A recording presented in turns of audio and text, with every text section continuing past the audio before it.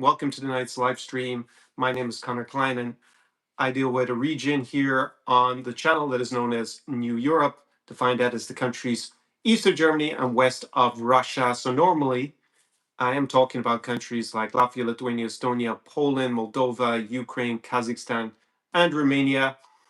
But a broader definition of what I'm talking about would include Hungary, which is the subject of tonight's live stream, as we see the results hopefully trickle in during this live stream, and we know who the next prime minister of Hungary will be, whether it will be the incumbent Viktor Orbán or it will be the challenger who used to be in the same party as him, Peter Magyar. So that is today's topic, and drop your comments and your questions down in the chat as we go along.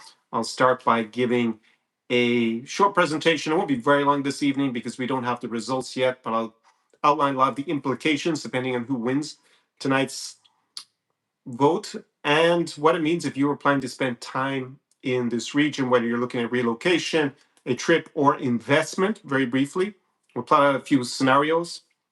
Basically, there'll be three scenarios. One is that Viktor Orbán wins with a simple majority. I think the chance of winning with a super majority of virtually nil, looking at the betting market at least and the polls. That scenario number two is that the opposition, Peter Magyar, wins with a simple majority.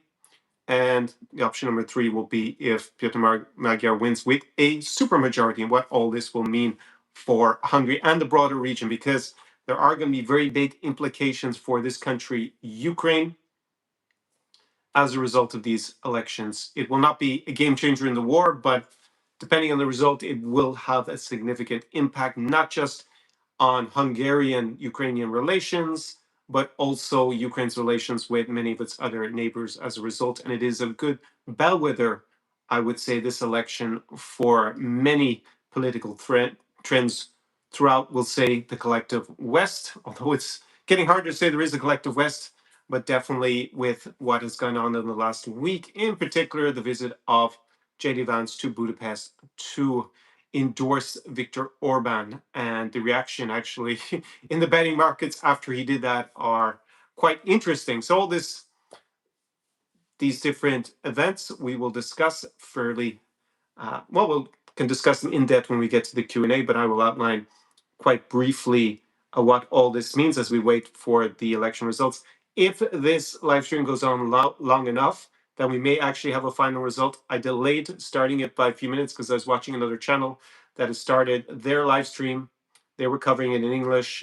Maybe you can go watch that later on if we don't have a result. It is EU Made Simple. I had a brief interaction with the guy who runs it before, so I can recommend his channel for those who are interested in a lot of different topics relating to the European Union. And yeah, they were covering the election in English, so I just listened in for a few minutes to see if they would kind of sum up where we are now, but basically we don't have any of the results as yet, and it'll probably be a few hours before we have an idea concretely about how the election has gone. So I can see some of you are actually quite a few comments and questions already. And yeah, keep them not just on the election, but also any comments, questions you have about developments in this broader region on relocation, investment, dating, all the good stuff, quality of life. And if you are new to this channel, welcome once again on this quite religious day in Ukraine. It's interesting because Ukraine has changed the date on which they celebrate Christmas. They now celebrate it officially on the 25th of December. They do not celebrate it as it would have been, I guess, still officially celebrated. I think we had two before 2022. I was celebrating in both dates, but really about 10 years ago, they started celebrating more on the 25th of December. But the alternative, you can celebrate it on the old calendar on the 7th of January. However, when it comes to Easter, they celebrate it on the older calendar, the older traditional date. So it is quite curious. I was expecting Easter to be celebrated last week. And I remember when I was in Belarus, in Western Belarus many years ago at this point, because, well, I haven't been back to Belarus since, I think it was January or February 2020 was the last time I was in Belarus. So it must have been in 2019 Easter. I was there, and in the town of Grodno, or Grodno, I guess is the Russian pronunciation. Belarusian is Grodno. They celebrated the same as we do in, say, Western Europe and North America. So in the older traditional, no, in the newer calendar, basically. So that was kind of interesting that even Belarus, they had it split between the two. But Ukraine, if anyone can really explain it to me, I guess I should have searched the answer to why. But on a practical basis, the need to know basis is that Ukraine still celebrates it today and not a week earlier, like we saw in, say, Poland and further west in Europe, and apparently in Western Belarus as well. So I hope you had an enjoyable day. I did eat, it's called Pascha, the bread today with sweet bread. I actually cheat a little bit because I really had a panettone, if you know what that is, from Italy. So it wasn't really a traditional Pascha, but it was really delicious, a pistachio panettone, basically, is what I had. It was quite delicious. And the vibe here in Odessa, since I know I did a questionnaire to my mailing list, and I see that the number one country that my viewers are still interested in is Ukraine in the region.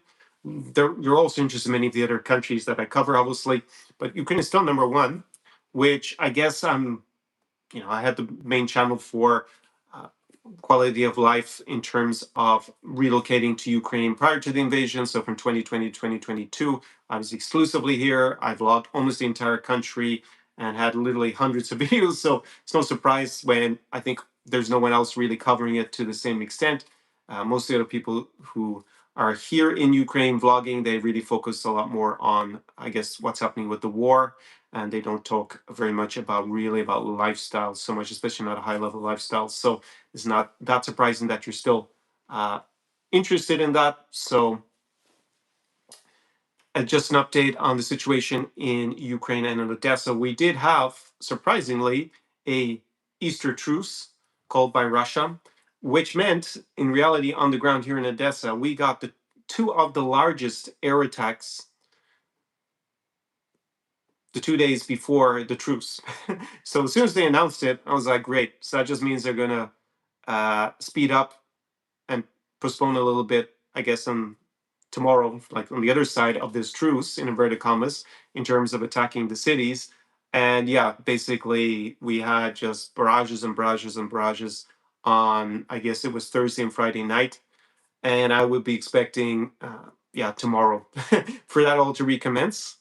So both sides accuse each other of violating the so-called truce, but at the end of the day, at least last night, we did not have any air attacks, and as far as I can tell, until now in Odessa. So that is a bit of a change. On a more positive note, Ukrainian air defense just keeps getting better and better because I feel like quoting, who is it, Sarah Palin, I can see Russia from my house. Well, I can see Russian kamikaze drones from my house, and they are getting shot down. First of all, there's a lot more of them all the time, which is in itself a huge problem and a huge omen, I think, for the rest of Europe. It's just that they just keep producing more and more of these projectiles. But the good thing is, I just see so many of them been shot down. They rarely seem to hit their targets anymore. Either they are shut down by these drone interceptors in large part, since that's something the Ukrainians started to introduce a few months ago. I relate to here on the channel that makes a different noise. The interceptor drones slightly different to the kamikaze drones that Russia uses. So now I can tell the difference. So I don't need to jump on the ground thinking about it again. Hit by a kamikaze drone unnecessarily, which was the first time I heard it fly by window. And obviously, there are a lot of interceptor drones going up all the time. So that's also something I talked about back last summer. I was telling you the defense industry here, there are a lot of people coming from Western Europe in particular who were interested in synergies and joint ventures because they could see that Ukraine is at the cutting edge of this part of the defense industry.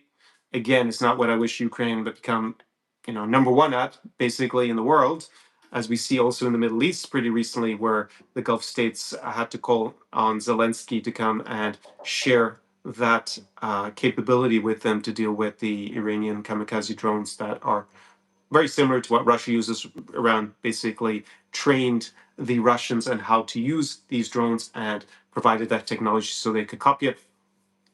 And it's something that we've seen really develop in the last few months. And I'm very grateful for that because it means that, yeah, here in Odessa, we are going to maybe not sleep a lot better because, yeah, they got to fire them at the kamikaze drones, which makes a certain amount of noise. And they've also got the other air defense. But if they weren't able to shoot them down, obviously they would do a lot more damage. And yeah, sometimes, of course, the debris comes down and strikes something, or they damage the kamikaze drone and it flies into something that probably wasn't the target. But in general, don't see Russia hit anything that really looks like a legitimate target. Of course, they might have been trying to hit a residential building, maybe, but it would seem a complete waste of their munitions if that's the only thing they hit on a huge bombing raid. If all they end up hitting is one or two residential buildings, that's not going to help them in this war. It's actually going to be counterproductive. So overall, that's the technology that's been rolled out that is now super important, not just for the defense of Ukraine, but also geopolitically, because Ukraine is using this for quid pro quos from the Gulf states, and probably one of those is money and maybe more Patriot missiles, although they are in such short supply. So that is something just to let you know about what it's like here on the ground. Otherwise, Easter Sunday is a very much a family day here in Ukraine. There were not so many people in the cafes or restaurants. I went to a restaurant in the center here this evening, which is normally packed on a Sunday. I've actually live streamed from there. It's the best Arabian restaurant that I featured in one of the live streams. It was probably at the beginning of the winter, and it was pretty empty. I've never seen it so empty, in fact. So that's indicative of the fact that Ukrainians spend today with family in general. And the weather has changed. It is still a little bit chilly. It's not quite summer weather. Well, we are still in the spring. Obviously, it's April. But looking at the forecast, we have another week where it'll be a little bit cold here. And then after that, it's going to get warmer and warmer. So hopefully by, Monday, I think it's Monday week, it'll be a lot warmer. It'll be 5-6 degrees warmer than it is now. And then, in a couple of weeks, obviously, we'll be into summer. Summer season really kicks off here in May, late May. And I have a very good feeling about Odessa this summer. I think it's going to be a fantastic summer here and will be quite exceptional if you decide to come and enjoy it yourself. Let me just look first at some of the comments that are coming in before I start today's presentation. And yeah, most of you are, audio is fine, nice shirt, got the Vichy Bank on. They actually call in Ukrainian Big Day. That is what Easter is known as. Velik Dnya. So if you are celebrating it, most of you are interested in your comments about the election. So a few other pieces of housekeeping before I start the presentation. Just gonna let people filter in here in terms of watching the live stream. And I've already given you a little bit of an update on the situation on the ground here in Odessa. If you're new to this content, because maybe the title about Hungary has attracted a few extra newbies to the channel. My name is Conor Klein. Once again, welcome. Vitayu.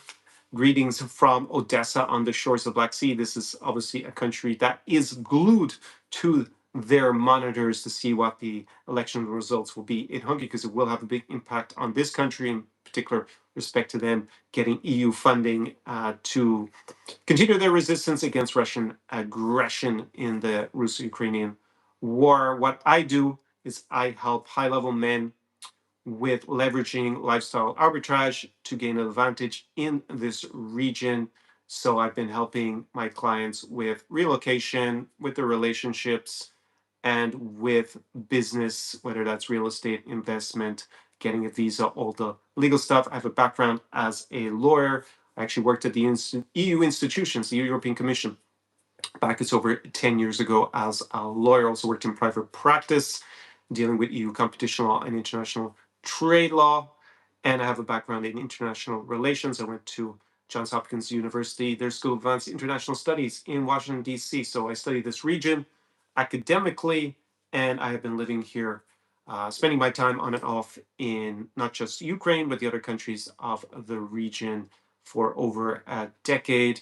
As I alluded to, I used to have a channel during the COVID times that was focused purely on Ukraine. I did not leave through the entire COVID debacle until we had the invasion on the 24th of February 2022 here, the extended Russian invasion. I left on day 2. I evacuated to, at the time was to Romania. I actually then spent 1 month in Budapest. My friend Andy, who's appeared on this channel back in 2018, 2017. Andy was on the channel. Not sure, was he here on the channel in 2019? Maybe he was also here in 2019. We filmed in Minsk and in Odessa together. He had an apartment that was free in Budapest. He invited me there. He was away in Brazil at the time, so it was good. If he's watching the live stream, thanks again, Andy, for that. But we'll have to meet up again pretty soon in this region. I think he's going to make his return to this channel. He's quite a character. And on top of that, I deal with Poland, Latvia, Lithuania, Estonia, uh, Moldova, also here in Ukraine and Kazakhstan. They're the countries.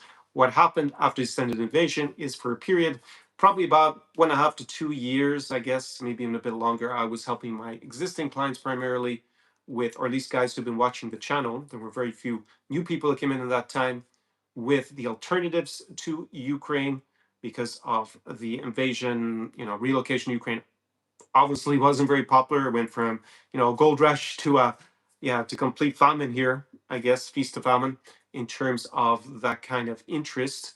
And my clients are looking for alternatives. And then I started to change the branding of the channel. It was known as Czar Experience, but unfortunately the word Czar is kind of sullied by the incumbent in the Kremlin, and it is now rebranded as New York Experience. That is what my client base also wanted me to do after 2 years as well, when I spoke with them about the branding and what the focus should be on, because it's not really about the alternatives to Ukraine anymore. I actually have guys coming back to Ukraine, so we can't really say that's the focus. It's more on gaining that lifestyle arbitrage opportunity by setting yourself up normally from 3 to 12 months in this region, or visiting just really regularly, as opposed to being a weekend warrior tourist. Prior to COVID, I had the channel focused here on basically partying and, I guess, dating beautiful women in Ukraine and Belarus. Spent a lot of time in Belarus back in the day. Unfortunately, that golden era of Minsk is long gone, and the best of Belarus has sadly left the building. They have turned off the lights. Basically, the last the last high level Belarusian has already gone, and maybe one day in the future be able to go back. Still managed to meet up and film with lots of Belarusians in the diaspora, mainly in Poland and Lithuania, which I will be featuring when I finally get this vlog done in Warsaw, presumably when the weather gets nice again. So that is a little bit more background about what this channel focuses on. And a lot of you normally are, most of you, the vast majority, are single men who are drawn to this region because of the famed beauty of the local lasses to a large extent. But there are other lifestyle arbitrage opportunities that you can leverage, like the value for money when you come here. A lot of times, I would say the politics or the domestic political climate might also be influential in this election. And there are lots of different, just the pace of life, the local culture, and the opportunity to maybe start a new life if you're in your 40s in particular, I would say, by relocating at least part of the year, spending a good part of the year in this region, because there are a lot of um, arbitrage opportunities, as I like to say. This idea that by coming here, you can 5x your lifestyle to a certain extent. There are, of course, downsides. One of them is geopolitical risk, because Russia is nearby, and they've obviously made this country a lot less attractive in the medium term. Unfortunately, we had a very good run from 2020 to 2022, but even though Russia invaded in 2014, it wasn't affecting us so much here in Odessa, and that all changed. Pretty confident that we're going to see pretty soon a lot better situation in terms of the geopolitical risk with respect to Russia. I'll give you a little bit of an update about that next. As I've been commenting over the last few live streams, now we have this Sunday show that I've run as a format at 9 p.m. local time here on a Sunday. What I'm doing for now. We'll see when the weather gets nicer, whether, especially with clients coming in person, whether I'll still do this on a Sunday, but we might do it on a Monday. And basically, with respect to Russia, not much has happened in the last week. This situation in Iran, Your guess is as good as mine what the plan is supposed to be for Donald Trump. On a few days ago, he's threatening to basically eliminate Iran as a civilization. The next day, he seemed to capitulate to their terms. Whoever is leading the country around, whoever the interlocutor is there. So he flip flops so heavily that you get whiplash trying to follow him.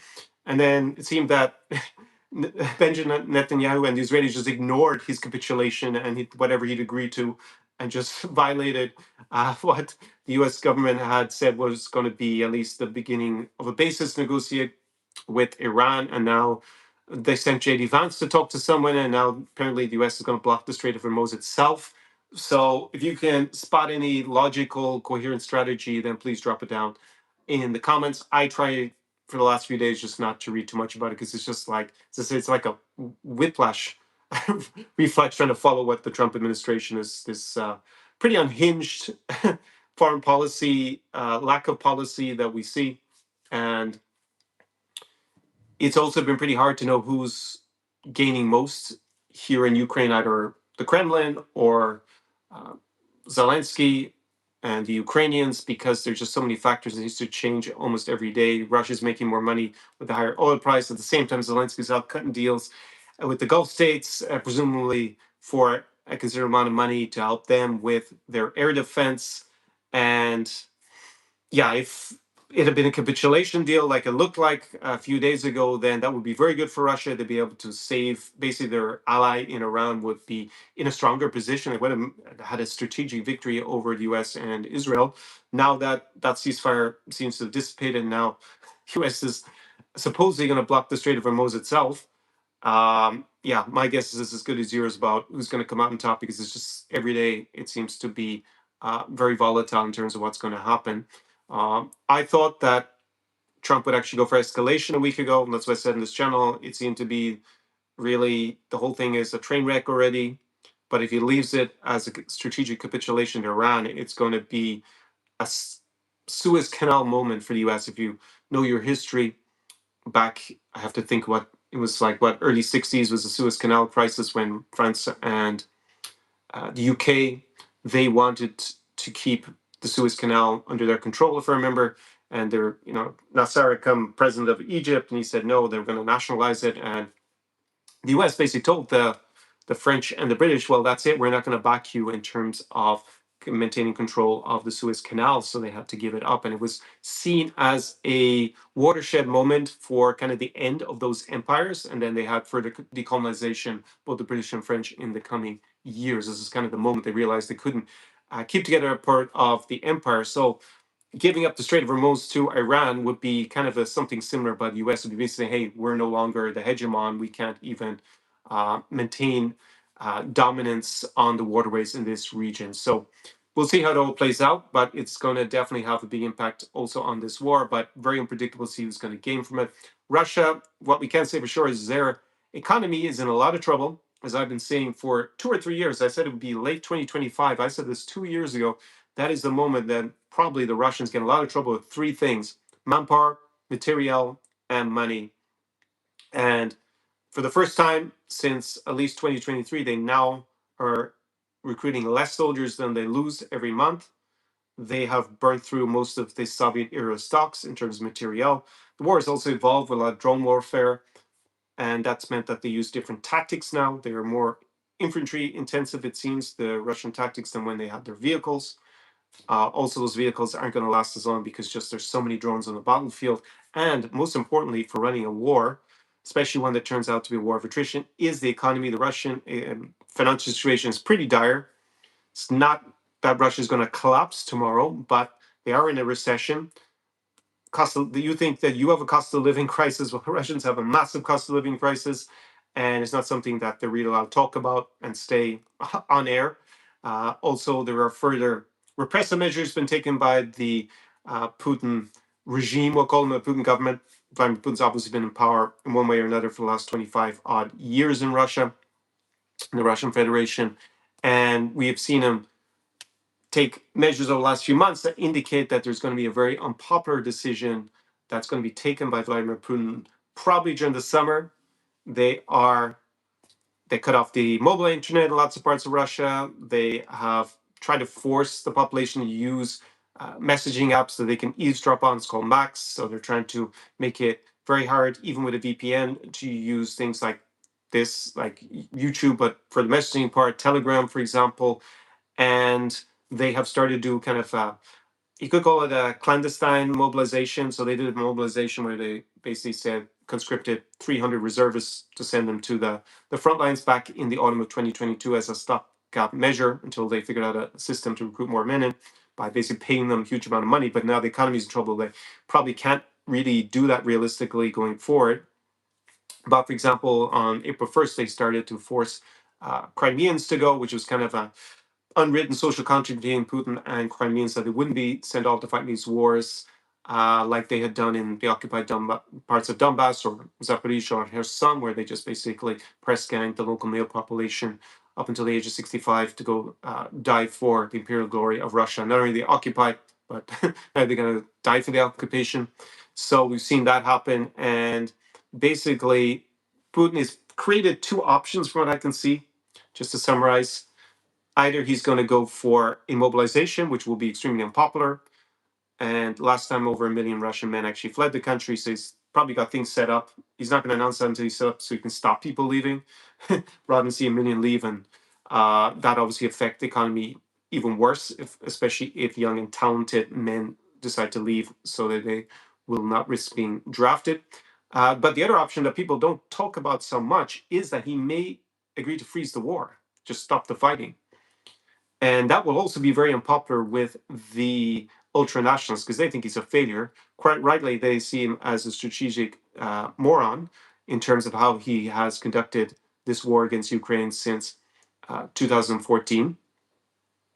And I'm pretty happy that Putin isn't very good strategically because he probably could have won pretty easily with an occupation of Ukraine back in 2014 when Ukraine was very disorganized after the Euromaidan revolution, but he didn't go for it. He thought he could win by taking less risk at the time, and now he then went for a bigger risk in 2022 and messed the whole thing up because, yeah, he runs this super corrupt government that's incompetent, especially in how they conducted the war back in 2022. And that's good for Ukraine, obviously, that we have that situation of Russian incompetence. And he has been jailing a lot of the ultranationalists, and actually he's investigating another one who was running the occupied Donetsk back in 2014, Gubarev, who is a Russian ultranationalist born in the Soviet Union, I guess he was born in, but he's from the Donbass, and he's pro-genociding Ukrainians, one of the most disgusting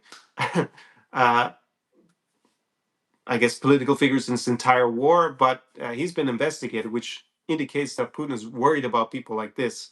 And presumably it's because he's going to do something that annoys them, and that could be freezing the fighting. And he does not want these people coming back to Russia along with the soldiers because they may get rid of him if he does that. Now, you might be asking, well, why did Putin stop the fighting? One of the reasons is like he's not going to get very good terms. He's not going to get the Ukrainians to withdraw the Donbass. This is a fantasy that the White House has gone along with. I see that as a very low probability. What he could do to get a strategic victory is he can then redeploy all those soldiers to somewhere like the Baltics and test the Article 5 commitment under the NATO treaty. I made a live stream about it with respect to Narva. You can go and look back on the channel on the live streams a few weeks ago. And that would, I mean, Donald Trump is, we could say, almost certainly not going to send significant US help at this point. I mean, I assume that the leaderships of the three Baltic states, Latvia, Lithuania, the new Europe Baltics,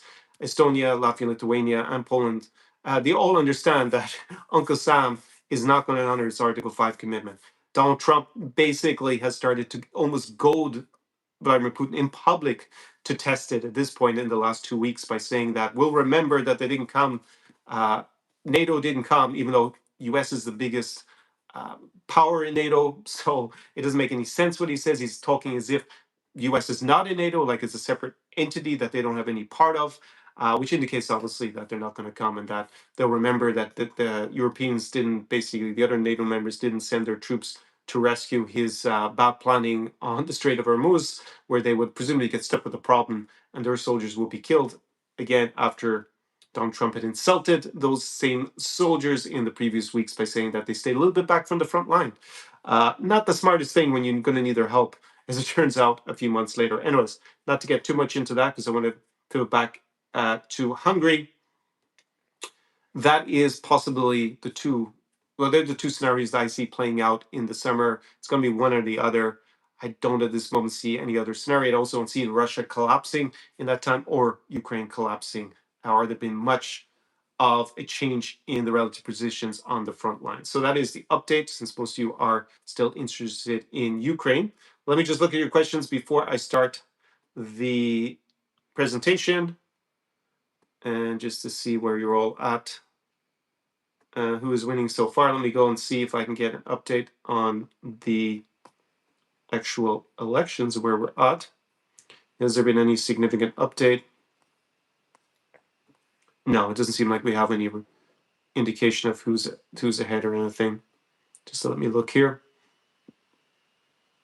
Oh, there might be. Mandates one. Actually, we do, but it's still only, what I'm seeing on my screen is 21.5% of the votes been counted.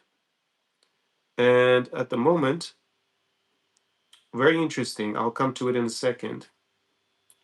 It would be, at the moment, it looks like if the first 21% are going to be indicative of or a good predictor of the final outcome, it would look like the opposition. So MAGA will win with a simple majority, not a supermajority, which is one of the scenarios that I'll go into shortly. Yes, that's what it looks like right there. There is a third.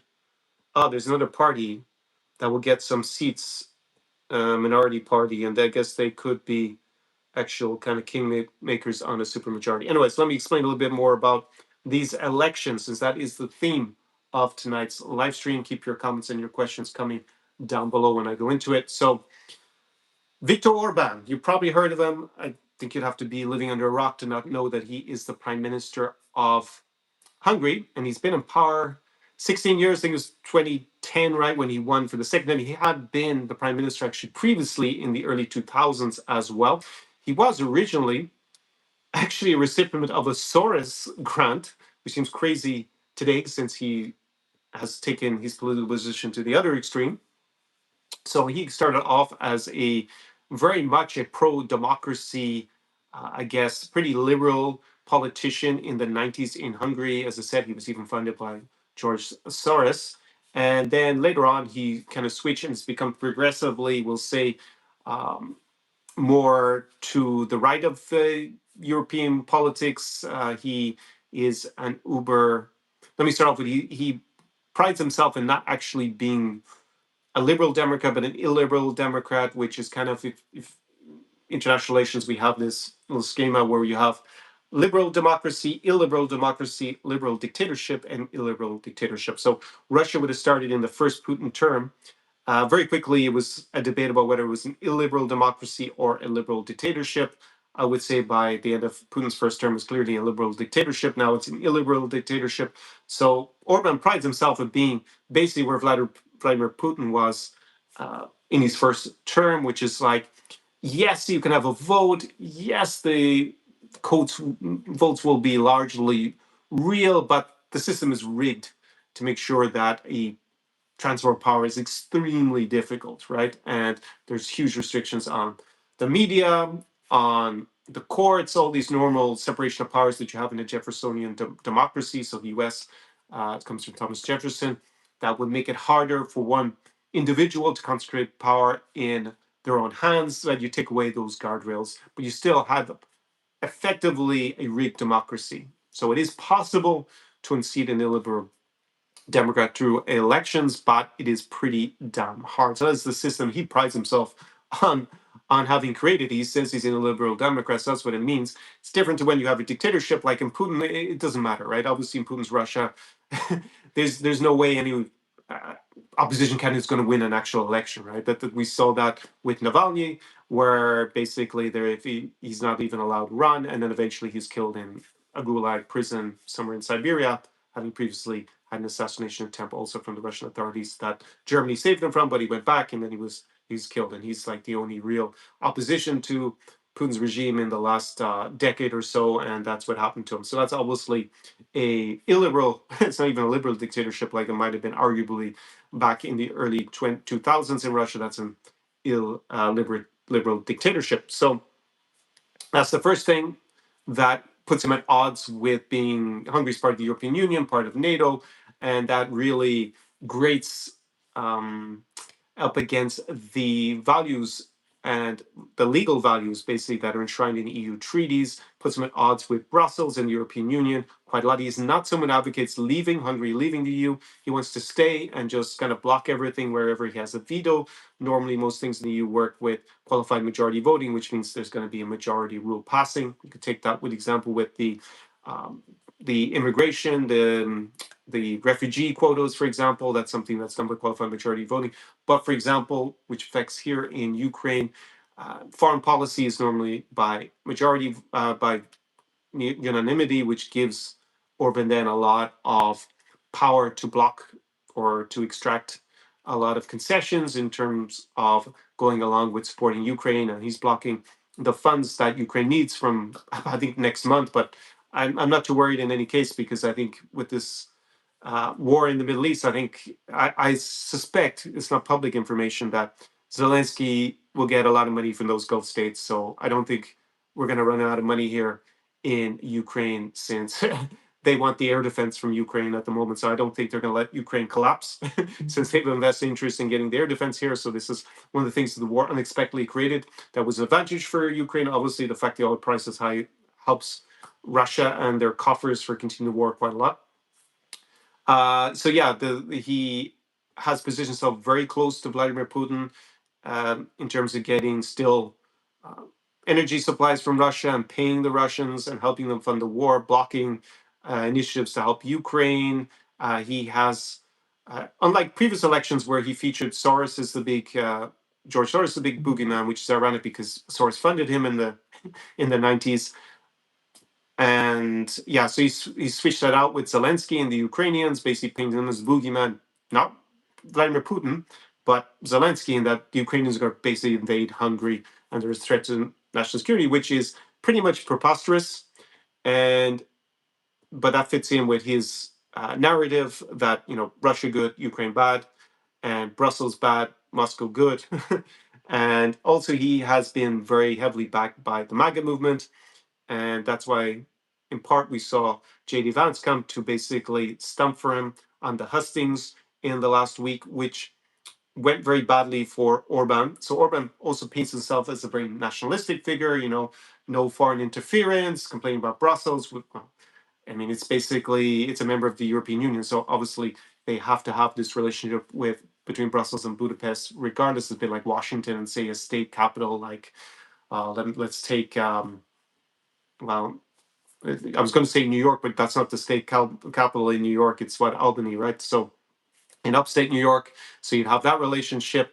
But then JD Vance coming to campaign effectively for Orban, when Orban is complaining about foreigners meddling, just looked a little bit ridiculous. And the standing of JD Vance in Europe is extremely low. And apparently, even in Hungary, it seems to just galvanize Hungarians against Viktor Orbán more than in favor of him. If we look what happened in the polymarket betting after Vance's trip, as soon as he showed up, basically Orbán, the money been bet on Orbán basically collapsed in the betting market. So it's interesting that JD Vance, also we have the new US foreign policy, which basically identifies uh, politicians like Viktor Orban as being some people that the US government actually wants to promote, fund, and help get elected across the European Union, basically weaken the European Union.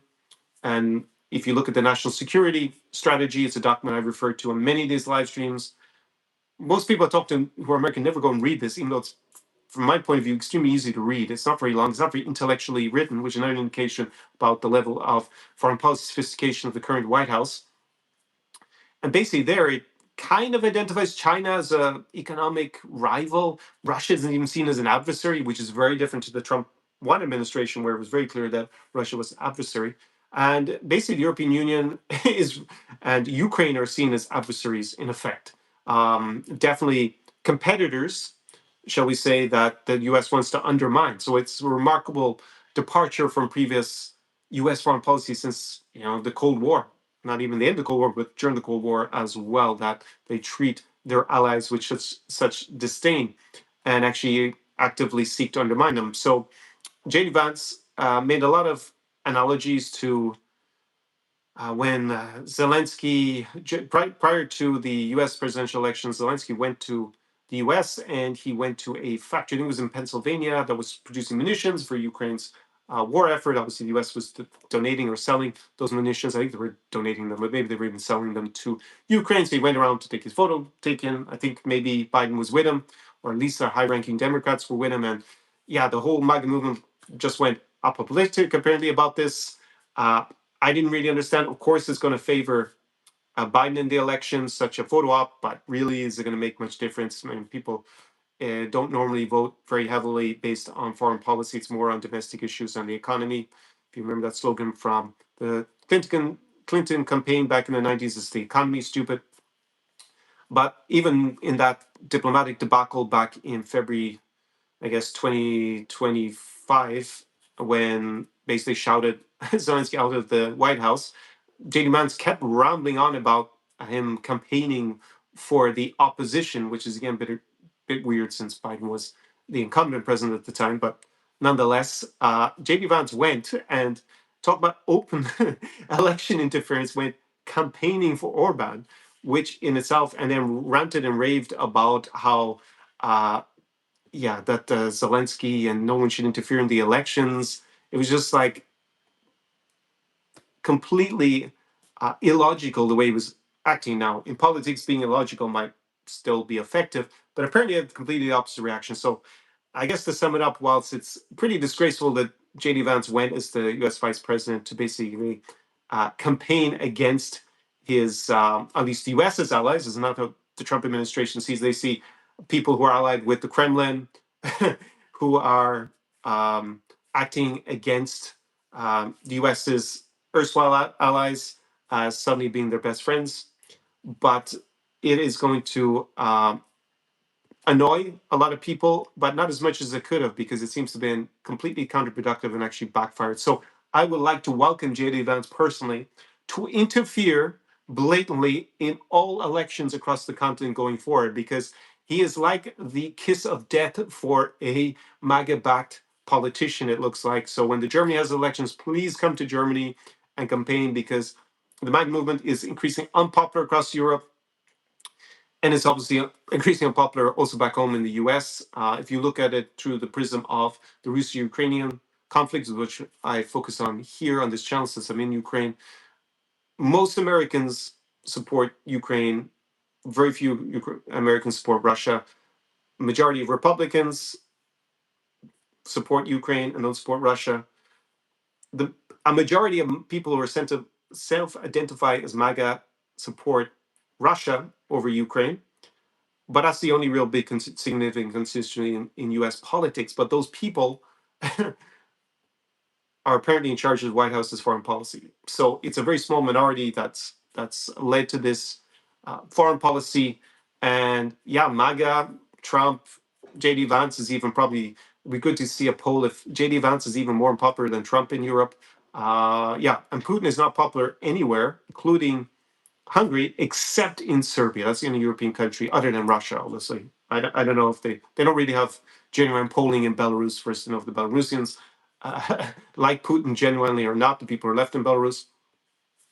Yeah, but it's only Serbia, not even Hungary. So this whole alliance and just the brazen electoral interference, I think it's always going to backfire to a certain extent, especially when you have a more nationalist tone in a country. If foreigners just come in and start campaigning for one side or the other, major European politicians and the European Union's politicians did not come to Hungary, did not say very much even against Viktor Orbán in the last few months, because they didn't want to have this backlash against them. But JD Vance just seemed to just jump right in it, and basically has probably helped Peter Magyar in the voting unintentionally.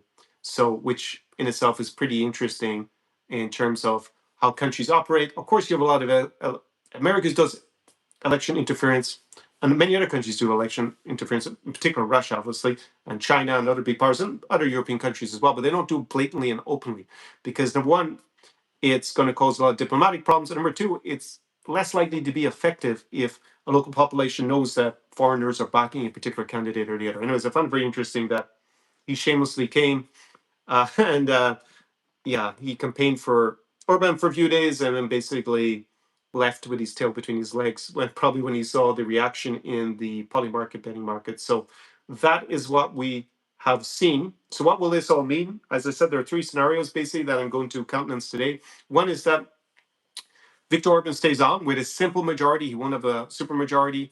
That would mean that he would continue the same policies. Ukraine would have a problem getting funding. As I said, they probably have a stopgap from the Gulf states now, anyways, as a contingency. I don't think we would need to panic in the short term about that.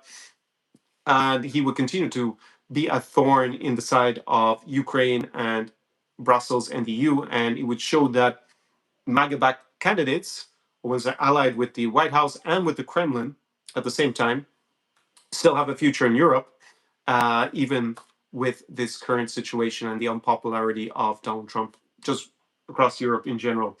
And also, as I said, in the US, we're only unpopular. He's got very low opinion ratings, but presumably he's not going to run himself for election again. So that is one thing that will come out of it if Orban were to win. The second scenario that we'll look at, which according to the votes that have been counted, let me go and see if they have been updated, since I said it was what, about 21% was counted. Now it is 29%, and it is looking very interesting. So in Hungary, there are 199 seats in the parliament. So a simple majority, so majority, the party that's going to form the next government with a majority is 100. Pretty simple math on that. It's just one seat over the 50% limit. However, if you get a supermajority, which is 2/3, which would be 133 seats, then you basically have carte blanche to change a lot of things in the Hungarian system. And Orban has had that situation in the past. He's had a supermajority, so he basically rigged the system in his favor. That is what a lot of the criticism of his government, the cronyism, the corruption, all comes from the removal of these checks and balances in the Hungarian system.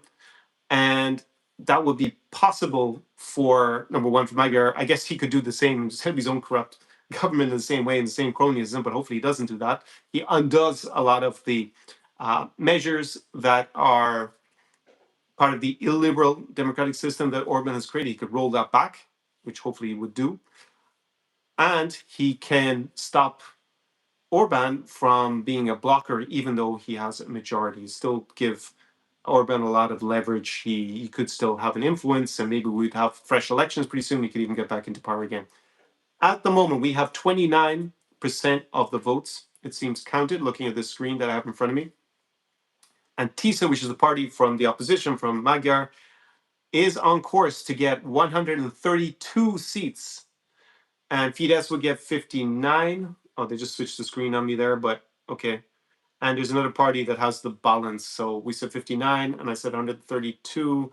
So that would be what, 181 if I done that in my head correctly. No, I haven't. It would be 192, right? So we'd have another 7. So then the other smaller party that I have to check what their political persuasion is, they would also get 7 as well, 7 or 8 seats. So we're on course for just a simple majority, but if it changes just a little bit, and we would see, for some reason, they've switched back to another screen here that seems earlier in the counting. So that isn't very helpful for me. And yeah, that's what we're looking at in terms of seats in the parliament. In terms of the actual votes, yeah, the opposition party has a little bit over 50%, but because if you get over 50%, they give you extra seats. It's a little bit complicated, but just keep an eye on the number of seats, basically. So we're looking at a coin toss at the moment between it being a simple majority for Magyar or a supermajority. Obviously, from Ukraine's point of view, they would like to see Magyar get a supermajority, so he would be in a position to have more power. He is originally from the same party as Viktor Orbán. He is a center-right candidate, I would describe him as. He wants a better relationship with the European Union. He also, interestingly, for regional politics, there are several politicians from Poland who are being protected in Hungary. They basically have asylum there, but they're wanted on corruption charges back in Poland. And MAGA said he will deport them, he will extradite them to Poland so they can be charged and tried for their alleged corruption on day one when he takes over, which I guess won't be tomorrow, regardless. I guess there's a week or so before he would actually take power. So we'll be interested to see what happens with that. So it's going to be a bit of a nail biter in terms of what kind of a majority MAGA will have. But it looks like the era of Viktor Orbán being prime minister after 16 years is very likely to come to an end this evening. But we only have partial results. But I said it was 29% of the votes, so it could change. So let's just see in an hour's time where we stand on that. And yeah, a lot of Ukrainians or a lot of the pro-Ukrainian media just thinks that Viktor Orbán losing the election will mean that will be a pro-Ukrainian prime minister. Not necessarily. He won't be anti-Ukrainian, and that's already good enough. I think that's a big enough change that Ukraine will be very happy with. Zelensky, in the lead-up, I mentioned that the EU politicians and the other European politicians basically didn't say anything about the elections in Hungary or Orban, just not to create this backlash against them, which obviously JD Vance did the complete opposite tack and probably ended up hurting Orban quite considerably. Zelensky didn't. It went kind of in between the two. He made comments about Orban, which were a little bit ham-fisted in terms of the way they came out.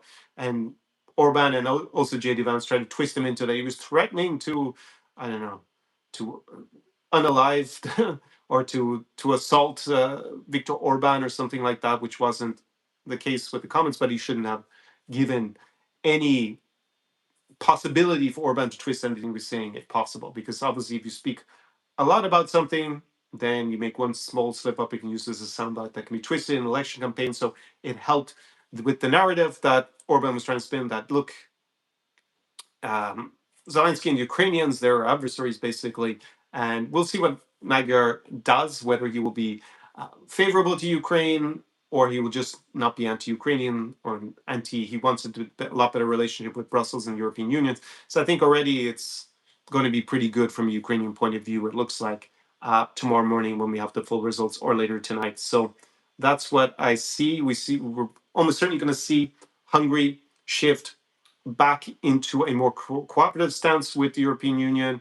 The European Union has also blocked a lot of funding to Hungary, so that will presumably get released. So it's going to be good for the Hungarian economy. They're going to have a less confrontational foreign policy with their neighbors, with Ukraine. They're going to be less pro-Kremlin, as they have been. We'll see what happens with their energy, where they get the energy from, because presumably that's going to be something that needs to be discussed. They may decide to stop buying Russian resources, which is good for Ukraine, obviously, because that has been funding Russia's war effort, even if only a small bit. And the Hungarians would obviously need to get resources from somewhere else, but they would be getting that European money. It should, I guess, in some set offset it. And we're seeing like a lot of. I've always seen Budapest as more a pretty liberal city. Like a lot of these big capitals, they get misrepresented a lot by these influencers. Same in Poland, where all these MAGA influencers who go there talking about it being some white Christian bastion, anti-immigrant, xenophobic, based place, but then they hang out in Warsaw, which is pretty liberal. And like if we look at the last Polish presidential elections, Nawrocki only got 30% in Warsaw. He only got 30% Krakow. Not sure what he got in Gdansk, but that's maybe I presume he got something similar. So they all want to hang out in these cities where the vast majority of the populace actually vote pretty liberal. And Budapest is kind of the same in Hungary. The xenophobia experienced in Hungary personally was in the smaller towns outside the capital. Capital is pretty liberal in general, and the younger population, the younger people as well, are increasingly liberal. So I think this is kind of a trend that we see that will have reverberations across I think all of Central Europe. It will improve the relations between Poland and Hungary as well, especially between Tusk and the Hungarian and Budapest. At least I know the President Nawrocki probably has pretty good relations with, it seems, with Orban. He didn't really go to campaign for Orban. He kind of hedged his bets a little bit. He went there, he got criticized, but he stayed away from endorsing Orban directly, probably quite shrewdly, since it looks like Orban's going to lose tonight. They didn't do a JD Vance in it. You can call it the Vance effect going forward, giving the political death knell, sounding the political death knell as he tries to campaign for a candidate. And we should see a more favorable investment climate in Hungary. Could even be a city in a year or two that I might consider even featuring more. My experience when I went in this, I guess it was summer at that stage. No, it wasn't summer. It was actually spring. 2022 would have been April, May, I guess. I was in Budapest. It's a beautiful city with architecture that's old world. It's pretty incredible. Uh, for a trip, I think a romantic trip in a couple, I think it's pretty top, Budapest.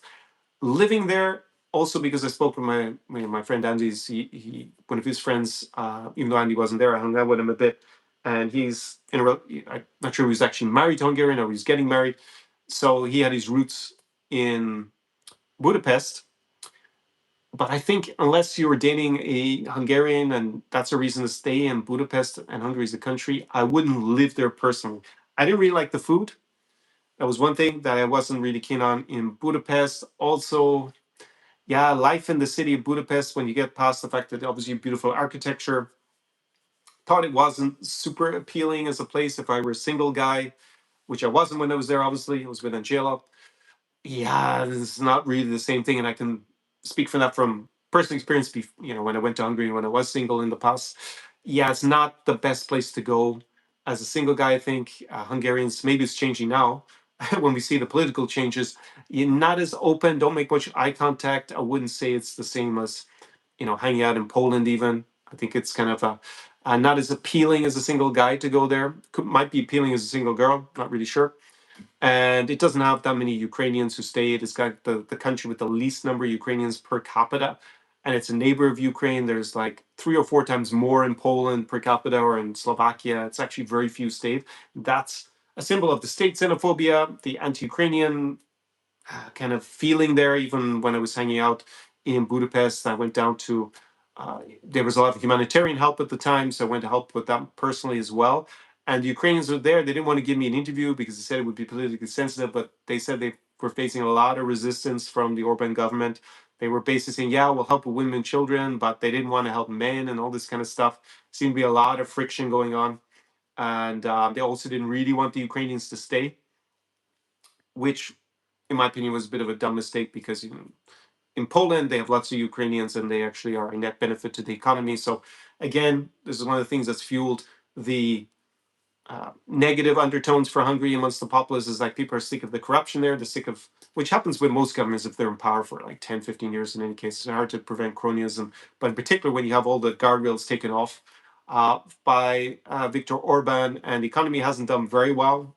It hasn't done as well as the countries around it in general. And then you have the xenophobia, chasing out all the foreigners, making them feel unwelcome. Not really the same in Budapest, but just as a country overall, hasn't created the best investment climate compared to other places in the region.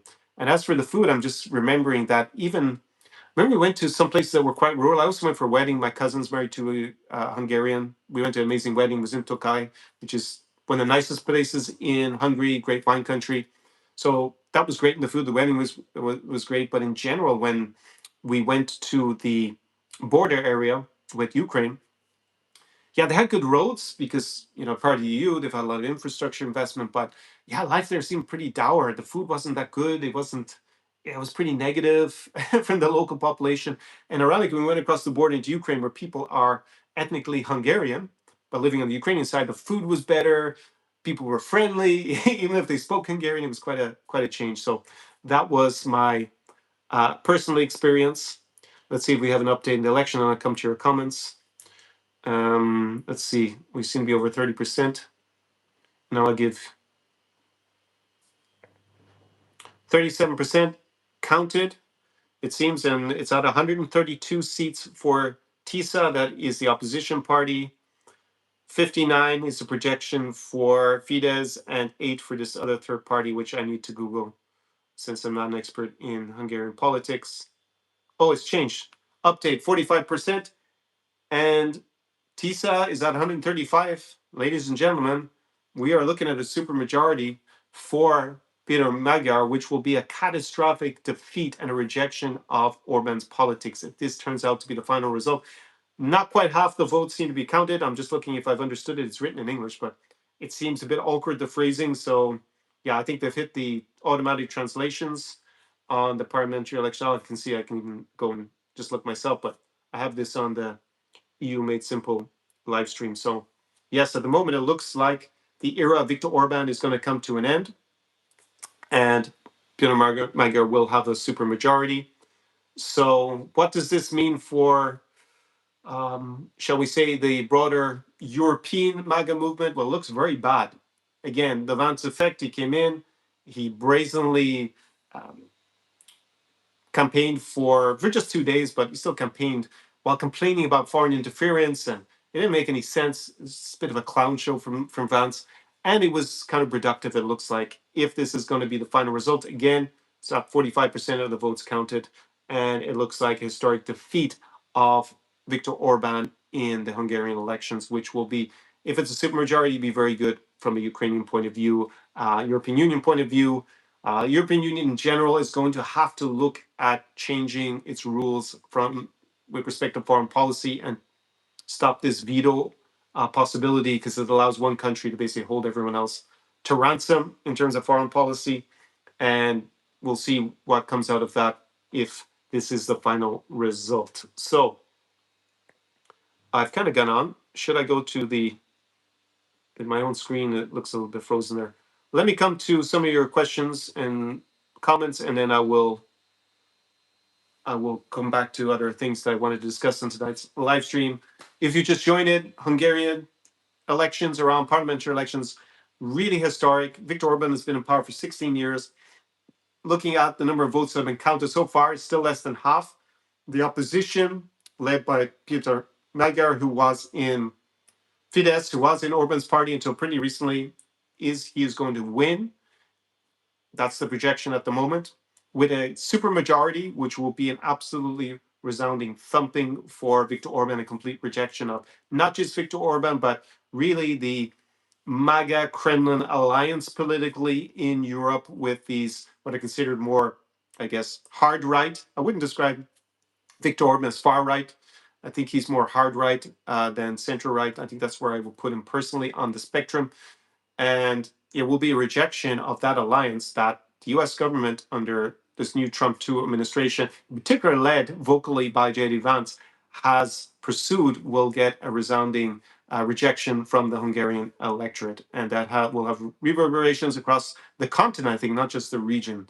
That J.D. Vance showing up, I think every centrist politician, whether center left or center right, will be inviting J.D. Vance to come and campaign for the opposition if this turns out to be the final result. So let's see. Stefan says, "Guten Abend, Stefan," that he thinks Hungarians are sick and tired of Orbán. I think that happens to most politicians after a decade. Even if they're a good politician, you kind of get people want to see a fresh face, especially if you have a face like Viktor Orbán. And then, yeah, I think after 15 years, people are probably sick of him. It's been 16 years. Stefan says, but what are the Russians and the Trump regime willing to do to keep Orbán in power? I actually don't think there's going to be any sort of usurping. I don't think he's going to usurp power. I think he will. I think it's such a thumping, it looks like, that he'll just have to accept it and lick his wounds and in opposition try to figure out how to come back. I think it's too big it looks at the moment it's going to be too big a victory for the opposition for him to really do much about it. The worst speculation, he was going to try and become president of Hungary, and then move all the powers over to the presidency. But I was just such a brazen, using that word again, we had the brazen electoral interference by J.D. Vance, which backfired, and I think that would also backfire for Viktor Orbán if he tries it. I just don't think he's going to get away with it. So I don't expect them to be able to do very much. Ozzy says, good afternoon, evening, Conor. This should be interesting. It's definitely very interesting so far, Ozzy. Who do you think wins? Polls seem to favor the opposition. Yeah, I mean, I don't have any insights to, I don't live in Hungary. I was there back in September 2024, the last time, at my cousin's wedding. We had a great time, but yeah, I can't really say more than that. I can just look at the data that you can also look at, and that was before that. The real big question was whether the opposition would get a simple majority or a super majority. It looked like it was going to be more likely a simple majority and not a supermajority. But right now, after 45% of the votes being counted, the opposition TISA are on course to win a supermajority, which is going to be a really a bombshell in Hungarian politics after 16 years of Viktor Orbán. But it's not confirmed as yet, but it looks extremely unlikely that Viktor Orbán is going to stay on in power. Next comment from Sonsar. Okay, he's complimenting the Vishivanka. Is the left-wing DK party not a contender? Sorry, I'm not racist. The other party, we can check who they are, but now they might even be kind of, let's see, I can check who they are politically. It's called Mi Zank Lista. Let's see if I get a page in English since I don't speak Hungarian. Hungarian is not one of my languages, unfortunately. But okay. The parliamentary elections, it comes to decide independent list. It doesn't tell me the political persuasion. Maybe I'll just put this into this political views. Let's see if we can get the AI to tell me straight away. Oh, they're a far right national radical party, often described as third way between governing Fidesz and the liberal opposition. Founded in 2018, they hold staunch anti-immigration, socially conservative, nationalist, and Eurosceptic views, advocating for a greater Hungary vision and maintaining strong anti-Roma and, I guess, anti-LGBTQ plus perspectives. So they would sound like they're to the right of Fidesz. So it's radical. So as I said, I see Fidesz and Orban as more, well, illiberal democracy, but hard right in that sense. I wouldn't see them as really far right. They're probably on the edge of that on the political spectrum. But so these guys will probably be supporting, presumably supporting Orban. So yeah, them having 7 seats at the current projection means it's effectively the same as Orban having them. So they would be minority, but yeah, it's still the same percentage counted. Actually, I don't need to look at EU made simple, then I can just look at this. Yeah, I can look at it real time here myself, so I don't need to play those guys.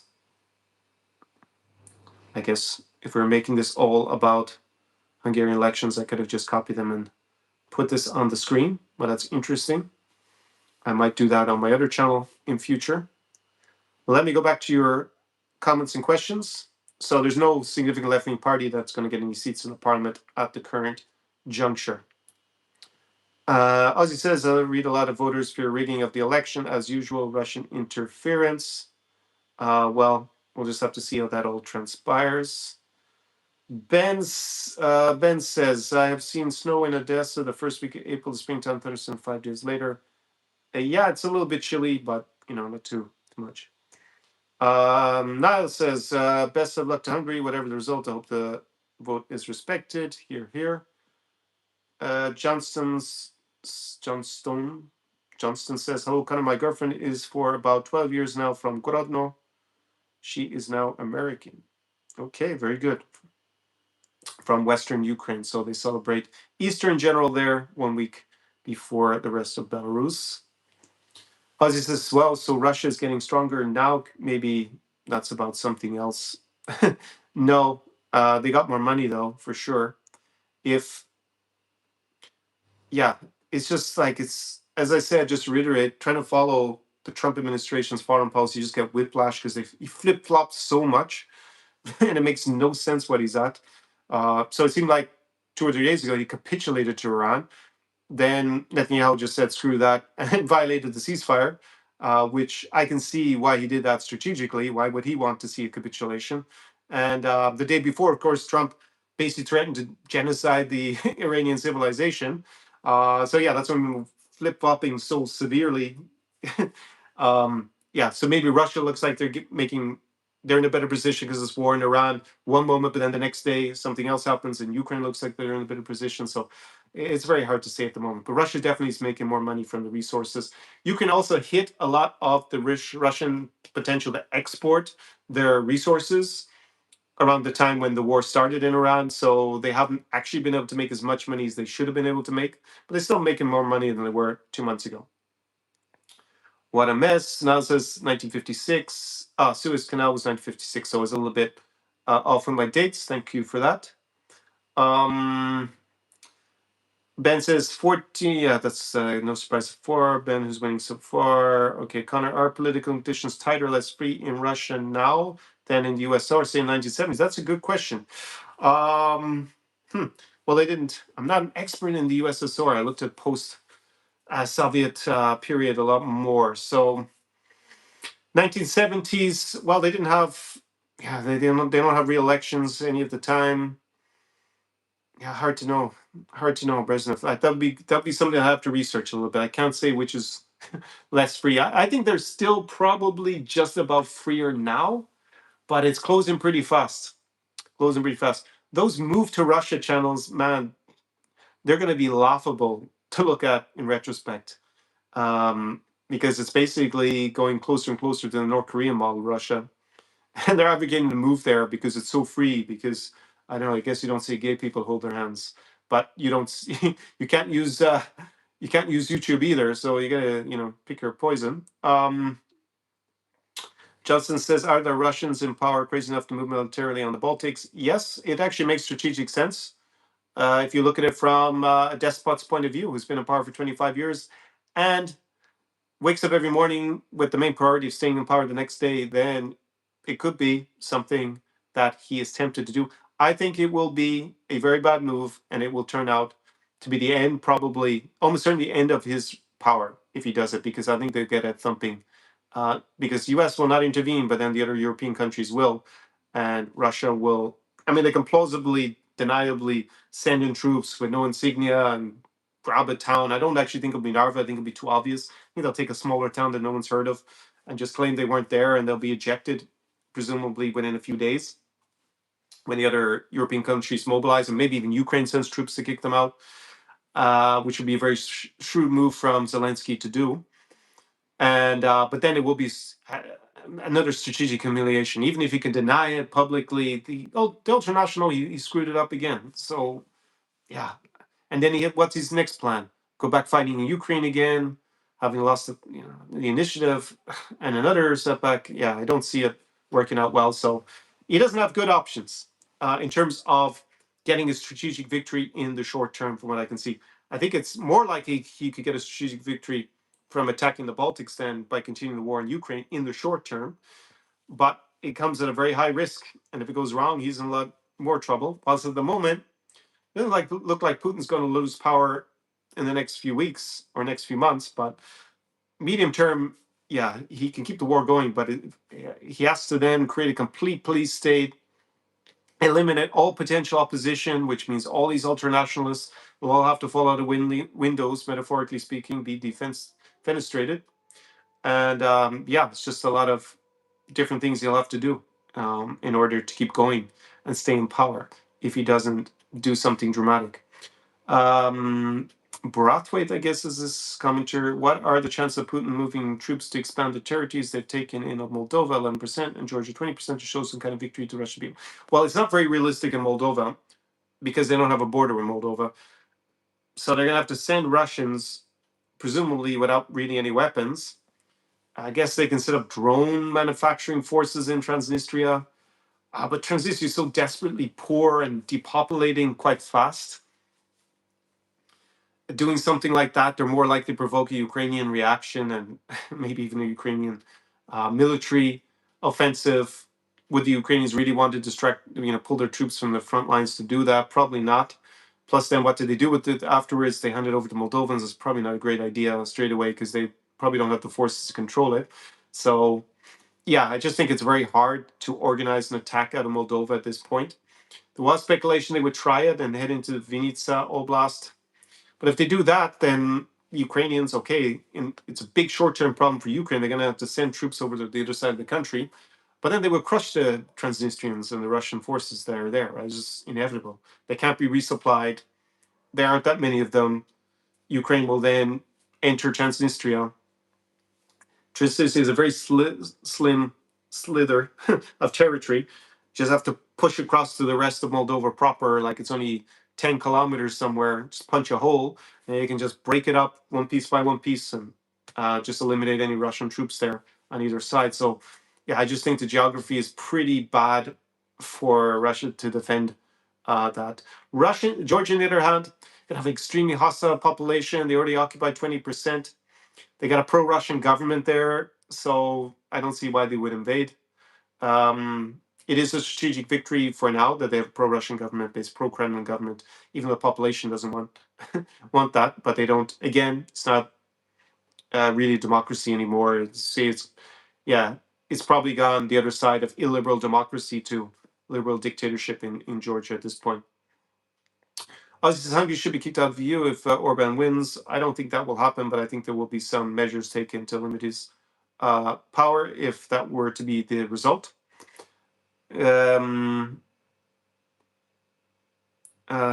Coco Dave says, honestly, he's pretty disappointed because his parents said we can move if it wins, and I'd love to lead this place. I don't even know where you are. Tisa's now leading, yes. And people having conversations there.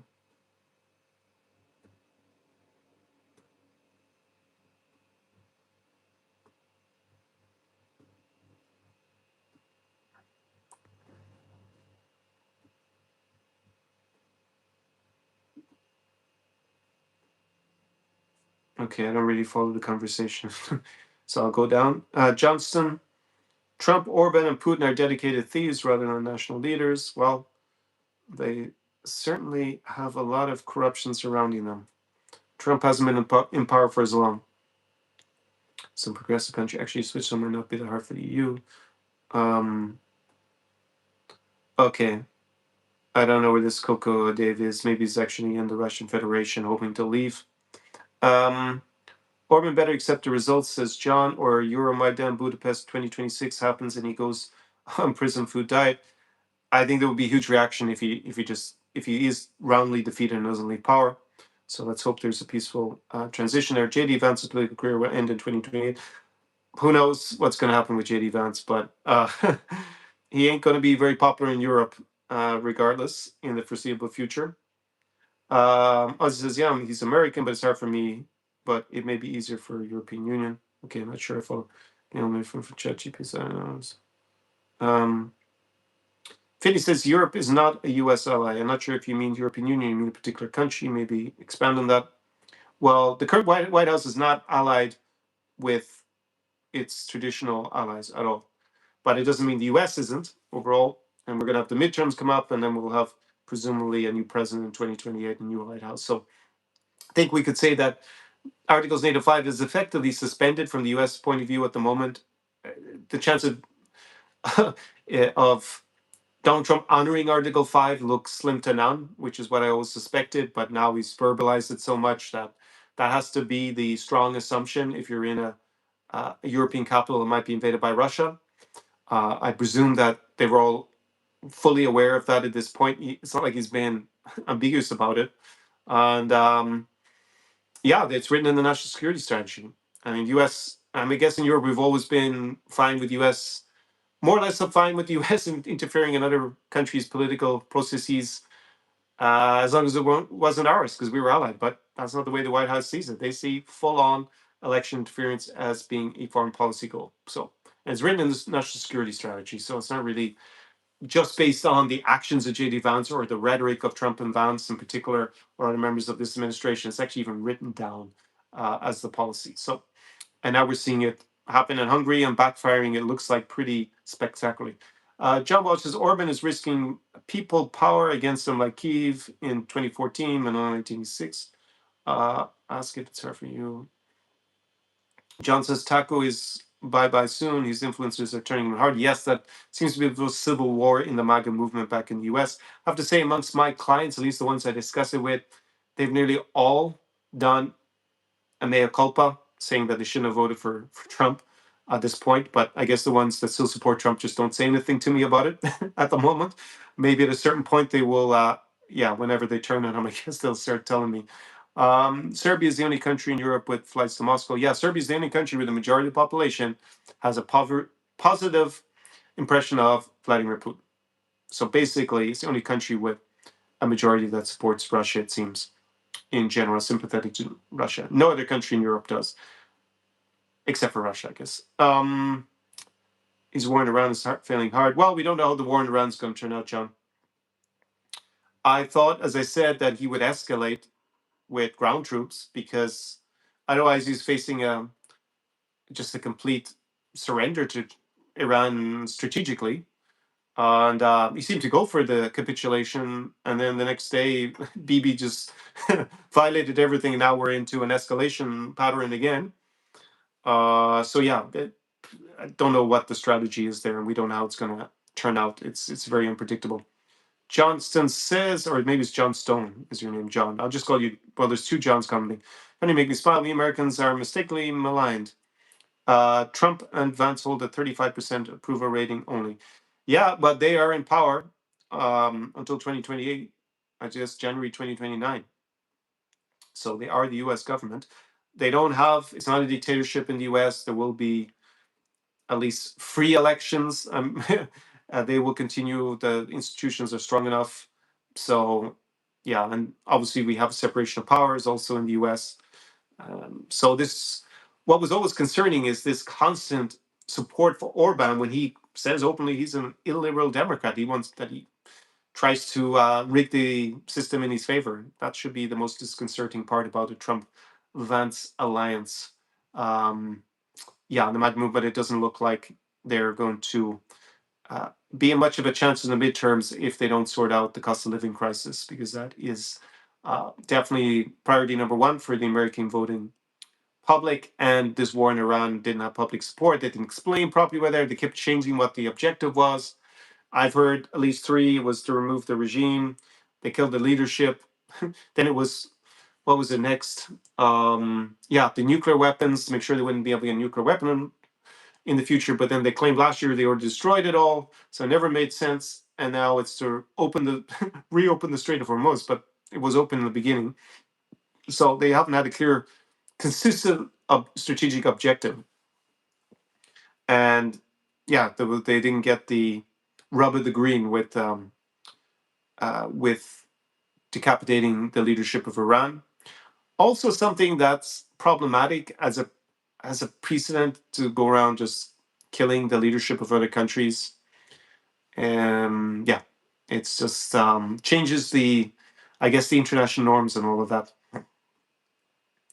And they also did it a few months too late because they went over to abduct Maduro in Venezuela first when there actually was uh, a public uprising in Iran that apparently the leadership was able to crush. So that would have been the time to have come and done this decapitation strike. But then they did it later on when, yeah, presumably the people that could have risen up and overthrown the mullahs were already dead or in prison or cowered because the uprising was crushed. So very bad planning in general. John says the real approval rating for Taco and Vance, so I guess it's Trump and Vance, are in the mid 20s. Gallup stopped presidential polling since they found this out. Yeah, we'll see. There's he has at least 20%, if not 30%, of the public still supporting him, probably supporting him no matter what he does. ChatGPT says it's hard, like he needs 10 years of residence. You're talking about, yeah, I can't really follow where Coco Dave is from and why he keeps asking about relocation. Maybe you could, summarize it for me. I mean, if you're Hungarian, then I don't know why you're having this debate. You just move to the other countries if you're a Hungarian citizen. They need to change because you keep talking about Hungary. You guys going to switch to partisan because they are covering the election in Hungary.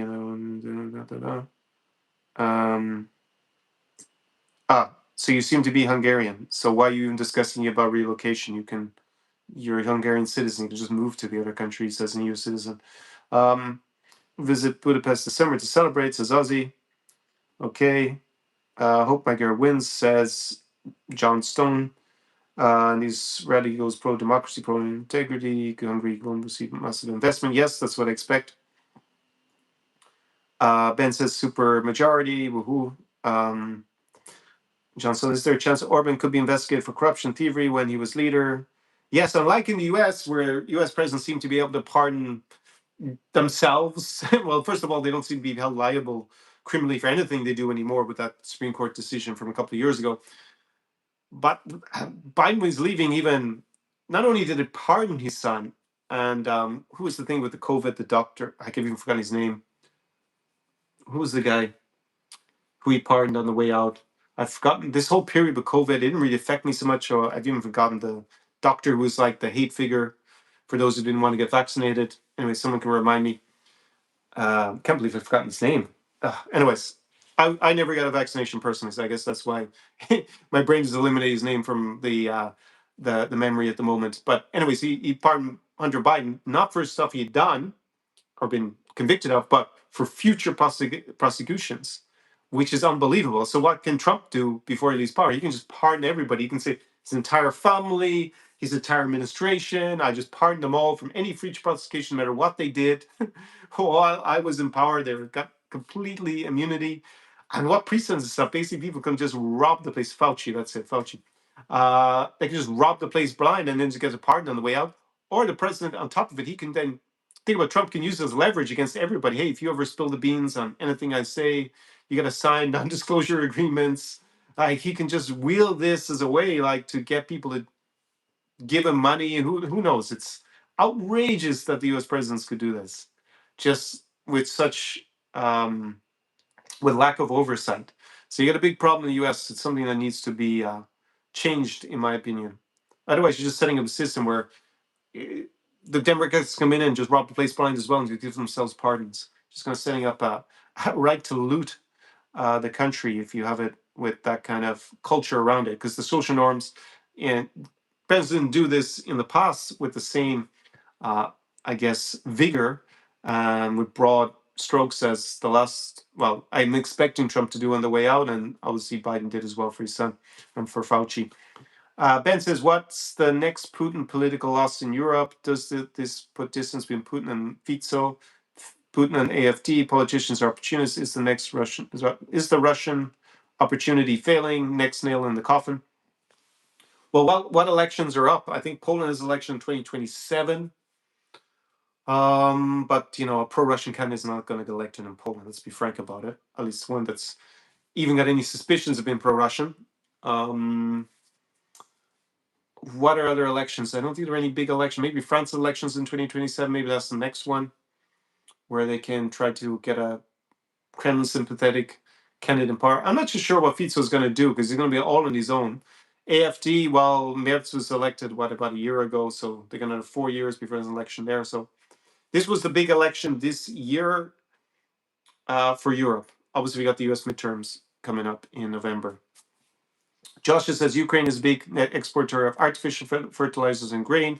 They can get a bigger piece of the global market if Strait of Hormuz is limited. There you go. So another upside for Ukraine. So Russia gains from higher prices, but Ukraine also gains from some higher prices as well. So it's very hard to see who has gained more at this juncture.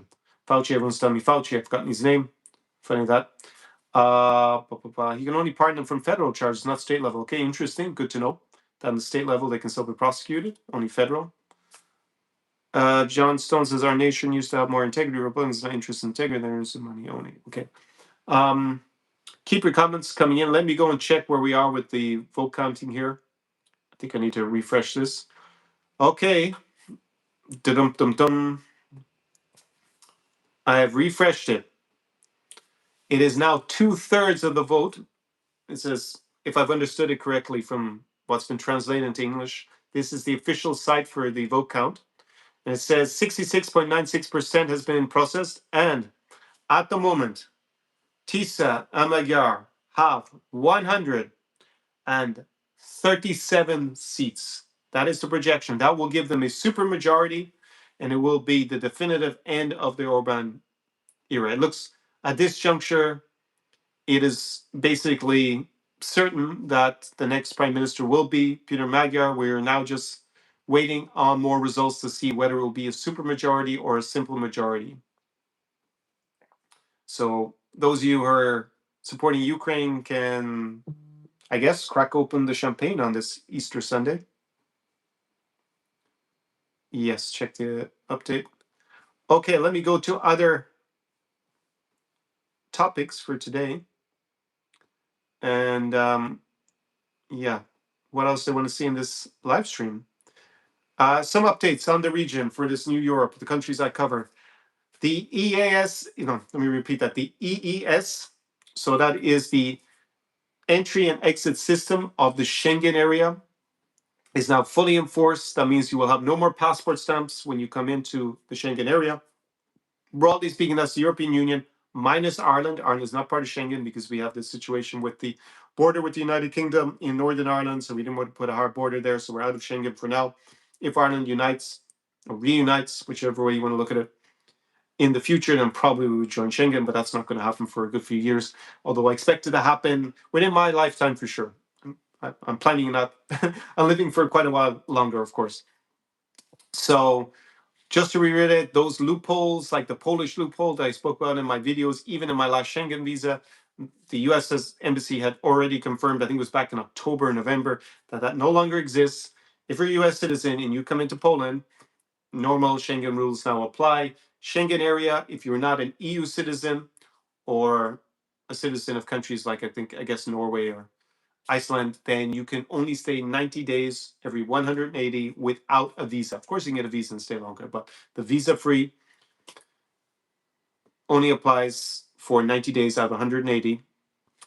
And yeah, countries that are not in Schengen that a lot of my clients go to are Moldova, Ukraine, Kazakhstan, and there you would have different visa-free rules. Moldova is 90 days every 180. Ukraine is 19 every 180. Kazakhstan is also technically 90 every 180, but you need to leave every 30 days from Kazakhstan if you have a passport like a US passport, British passport, and EU passport. So that is a big update, a big change. So now the system seems to work officially, and in general, it will be a bit quicker, I guess, with this new system, presumably. There will be the ETIAS or the ETAS. That will be similar to what America has, which is called the ETSA. If you're an American citizen, you don't know what that is. It's for foreigners to come in to the US. Basically, you have to get a form of pre-clearance. It's not actually a visa, but you need to apply for it. It costs you a few bucks, and you do it, and it's valid for a couple of years. That's what we've had to do going to the US for a long time. I did it over 10 years ago when I went to the US. And now they're going to introduce it in the Schengen area. That will be scheduled to come into force by the end of this year. Was postponed, but also the EES was also postponed. Now it's in force. So that's just an update about that. And yeah, I commented on the potential for a special military operation in the Baltics. I see more and more of the groundwork being laid in the propaganda sphere by these pro-Russian influencers. They start to talk more and more about it. Of course, they try to create a story about how there's a threat coming from the Baltics to justify some sort of Russian invasion. That is, again, laying the groundwork. It's preparing that option for Vladimir Putin. So obviously, he's considering it. Again, it's not clear to me at this juncture whether he's even decided on going for a new mobilization in Russia or for stopping the fighting and attacking the Baltics. I don't think there's a third option, which he just doesn't stop the fighting in Ukraine and goes for this new special military operation anyways in Latvia or Estonia. That would make it even less likely to be successful, because how is he going to redeploy the troops from Ukraine without stopping the fighting? But then again, there would be more of an element of surprise. So I guess they could send some Spetsnaz, but it would really look like they wouldn't be likely to hold that territory for very long. But we would find out exactly how Article 5 would work with an attack in Europe. We've seen it when the US was attacked on 9/11. They evoked Article 5. The allies of the US came to their assistance. Afterwards, they tried to exploit that even further with going to Afghanistan and then even to Iraq. And some of that alliance started to break, with France most notably not wanting to be part of the invasion of Iraq.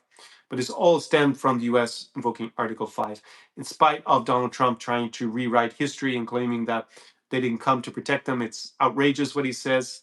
It's kind of self-fulfilling prophecy what he's doing in a way, because he's saying he's insulting all the allies. He's threatening to invade them, saying they never came to the US, lying all the time. And what do you think is likely to happen if the US does get attacked? Do the other allies even react now? Because he's weakened the alliance so much and basically now telegraphed that he's not planning to help countries that might get attacked by Russia. He's even explicitly said Vladimir Putin. So he set it up like this is so against U.S. national security interests that if, say tomorrow the U.S. got another attack, maybe by a terrorist group, or maybe even let's just do a really crazy hypothetical. Putin decides his big strategic victory is going to be attacking the U.S. and proving that taking some island in Alaska. Like, obviously, I don't think this is going to happen. Well, are the European countries all going to rush in to protect America? If you said before Trump, even Trump won, I would say 100% yes. Now, I'm saying 80% likely that they're going to come and help the US, knowing that the US and under Trump has close to zero intention of helping them in such a scenario. So yeah, it's really like self-fulfilling prophecy what he's creating. So yeah, so reckless, terrible foreign policy for the US and US national interest. But this administration has its own vision for what the US should look like. It's not very popular with, it's definitely not very popular in Europe and increasingly unpopular in the US. So we'll see where it all goes. Future cities that I may cover on this channel. I'm thinking Bucharest in Romania. I did say I would write a guide for it. A couple of you invested in that. It is the only guide I have not yet written. If you're interested in any other guides, so the ones for Moldova, Ukraine, for the new Europe Baltics, for Warsaw, Poland, and for Kazakhstan, they're all written and published, and you can go to my insider resources page. It is down below in the description to this live stream. You can go there and you can invest those. You can even buy them as a package if you've never done all 5 at the one time.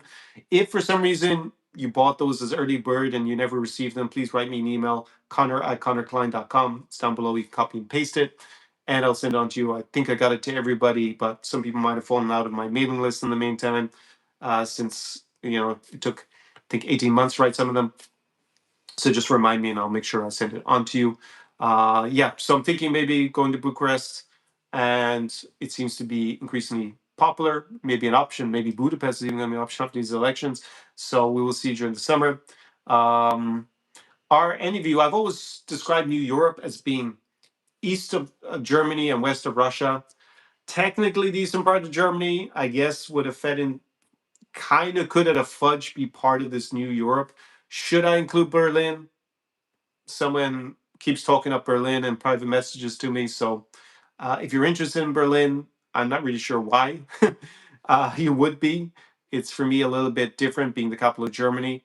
But, I remember Berlin in the good old days, 10 years ago, 20 years ago. It's quite different nowadays. It's pretty much a more internationalized city. It's more closer to a Paris or a London or New York, I would say, increasingly. So if that kind of city is of interest to you, then let me know. I would say that the regional capital for me is Warsaw with this New York, but you could also argue that Berlin, especially the number of Ukrainians in Germany nowadays, that's also a place. Let me know if you're interested in Berlin. Not sure when I go back there, but yeah, that could be something I could also cover as a city in the broader region of that I haven't covered. But I think it's more realistic and more valuable probably to cover Bucharest, as some of you have gone there. As I said, one of my clients has residency there still, although he has left actually. And he's in doing a tour of the Balkans areas and getting a lot of intel in the future on countries like Albania, Serbia, Croatia, I guess, in due course.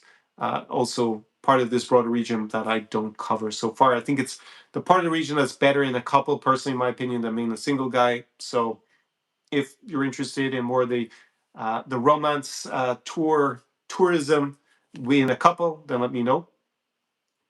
Parts of the region for couples could be another way that this channel goes at a certain juncture. Who knows? I didn't think I'd be spending so much time in countries like Latvia and Estonia back in 2021. Kazakhstan, I guess it was kind of foreseeable I would go to Kazakhstan at some point since I like it so much, and it's definitely to the east in Europe, the far, far, far east of Europe. But I never thought I'd be covering Poland so much, or Latvia, Lithuania, and Estonia. I will be doing a vodka vodcast with a influencer who's based in Poland. We deferred it because he actually, well, it was me who deferred it for because of the weather reasons. I want to do when the weather's a bit nicer in a week or two. So I do plan to produce more content from Poland in the near future. Other things that came up, I did a bit of a deeper dive on the demographic situation here in Ukraine. So many people fall for this disinformation. They think there are no men here for some reason. In 2022, day two of the invasion, not in day one, but day two, men between 18 and 60 could not leave Ukraine without justification. And so mainly women and children left and older people left the country. So there were way more definitely single men here, but definitely way more men than women, obviously, because they couldn't leave. Makes sense. Even with the losses in the war, even with the wounded in action, it still got a lot more men than women because so many women left. A lot have come back, especially by the summer of 2024. Never mind the summer 2025, but by the summer 2024, I'd seen a big difference in the gender balance. I did a bit of a number crunch on it using ChatGPT. I mean, I'm going to experiment with the other AIs pretty shortly as well. But since they offered me free for the first month, 2 months ago, I said I'd go with that just to cut my teeth with the AIs. And I looked at it from the point of view of this myth that, yeah, especially post-war, there'll be this boom in the, I guess, the dating industry. But the way I look, but one big issue with that, or very obvious issue, is like, are many more women even going to come back to Ukraine when the war ends? Single women, in particular, ones that don't have a husband or a boyfriend here, because it's already been over 4 years that they've been abroad. Not too many of them are going to be single. Like they're going to meet someone. It's already been 4 years, and are they then going to come back if they've got a job in the new place? Maybe they've started a family. They may have a husband or a boyfriend or the father of their child who's not Ukrainian. So are they going to say, "Hey, we're all going back to Ukraine"? Maybe. Well, those women obviously won't be single, but yeah, I'm not so sure that we're going to see a lot of them. So I did a little bit of number crunching on it. I also compared it with the situation pre 2022, like what would have been, I guess, my target audience with this channel. It was like single male tourists and single long-term residents of the region who are foreigners, basically normally from Western Europe, North America, Latin America, and some other parts of, we'll say, the collective West, like South Africa or Australia and New Zealand, the Antipodes. They would have been clients also from Singapore. Actually, I have a new client from Singapore who's going to come. Probably he's interested in Moldova and possibly here in Odesa. And yeah, when I look at the numbers, I hate to break it to you guys who think that you're going to have a dating bonanza post-war here in Ukraine, because if you look at it, I asked ChatGPT for a realistic assessment about how many single Ukrainian women under 35. Again, this channel is to do with when we talk about dating. I'm focusing on women, guys who want to date women under 35, so between, we'll say, 20 and 35 in general. There's a whole industry for people who want to date women in their 40s and upwards. So I try to talk about them as little as possible in these live streams, otherwise I get distracted. So ChatGPT gave me an estimate of between 30 and 60,000 single Ukrainian women abroad who currently look likely to return post-war. So that's, I hate to break it, that's not very many. And if you look at the figures from pre-2022, single male tourists per annum were 300 to 700,000. So that's a big range, but we'll take the lower end, right? We'll say it's 300,000. Long-term stay residents, single males, 40,000. So if you look at that, and I expect, we'll just say that's a proxy for who we'd expect to come to Ukraine post-war. Okay, everything goes back. It's like everywhere else went up in price quite dramatically since, in the region at least, and probably across the globe, we've seen a cost of living crisis. The price level here is only a little bit higher than it was in 2021. I mean, cost of property is super low. Okay, the rent won't stay as low for sure because then people will come back. But if we say that the low end there, we'll say the 40,000 come back here, and we'll give the high end of the estimate for the women coming back, single women under 35. It's going to be 60,000. Well, there he is. There's almost going to be as many guys just coming as long-term stays. Then you're going to have all the hordes of horny foreigners pouring in here. Let's take the low-end figure of 300,000. Now, you got to remember that also guys haven't been able to come here without a war for over 4 years. So I would be shocked if it's only 300,000. They're going to be on all the dating apps. Now they recommend going on dating apps. They're going to be walking up and down the street. They're going to be in all the bars and clubs. There's going to be so much competition if you're a foreign guy post-war compared to the number of women who are going to come back. Plus, you have to remember that the way the population curve works, it bulges, means there's a lot of people in this like 40, 50, 60 kind of age bracket in Ukraine because of the way the population works. But there aren't so many people like between 20 and 35. So already it's a small cohort and not that many of them are coming back. So yeah, if you're interested in dating the young and beautiful uber hotties of Ukraine, you're probably better off. Yeah, probably now going to again Warsaw. Where else are they? Well, they were in the Baltics when I was there. They're in Germany. They're in Slovakia, and they're here in Ukraine. But yeah, then you have a war. As again, just to repeat, statistical chance of being in the wrong place, wrong time is about 1 in a million per day that you stay here.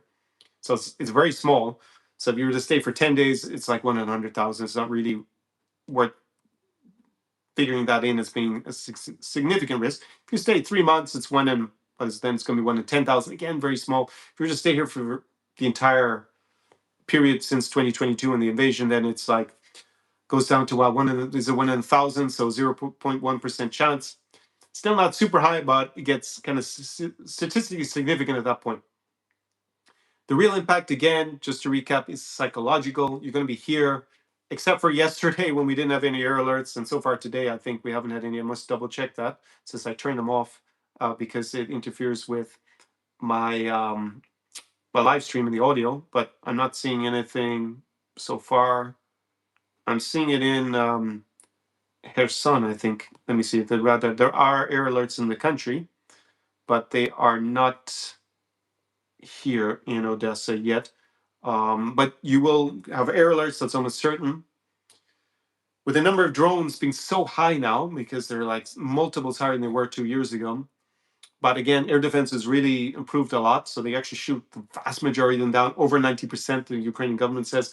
And I can just say from my own anecdotal experience in the last few weeks, because I can see them from my house, just to paraphrase Sarah Palin, I can say they look to be hitting over 90% of them because, yeah, I see them being shot down, basically. And I don't see them hit things that look like they would have been targets. They have fallen and hit residential buildings. I'm not convinced they were actually targeting the resident. I think they just probably the drone got hit, but it didn't get completely blown up. It just got damaged and just kind of flew off somewhere into a building. The debris has to fall as well. But it definitely had a big explosion. It was near the synagogue. Maybe they're trying to hit the synagogue. I don't know, because they already hit the cathedral in Odessa a few years ago. Would be surprising, but yeah, in general, you got more the psychological impact of being in a country where there's a war on. So obviously, don't take that lightly if you're not willing to do that. Again, if your only reason is chasing tail here and chasing pretty girls, I don't think that's a particularly good reason to come to a country where there's a war going on. So I don't encourage you that. If you want to come here and support Ukraine, completely different story. Help the humanitarian effort, help with the national defense, invest in the country, document it, and promote Ukraine. Even if you're just a normal person, you have friends and family, keep it all relevant to them, and put your money into the local economy. Then that's all good. And the longer you stay, the better, as always.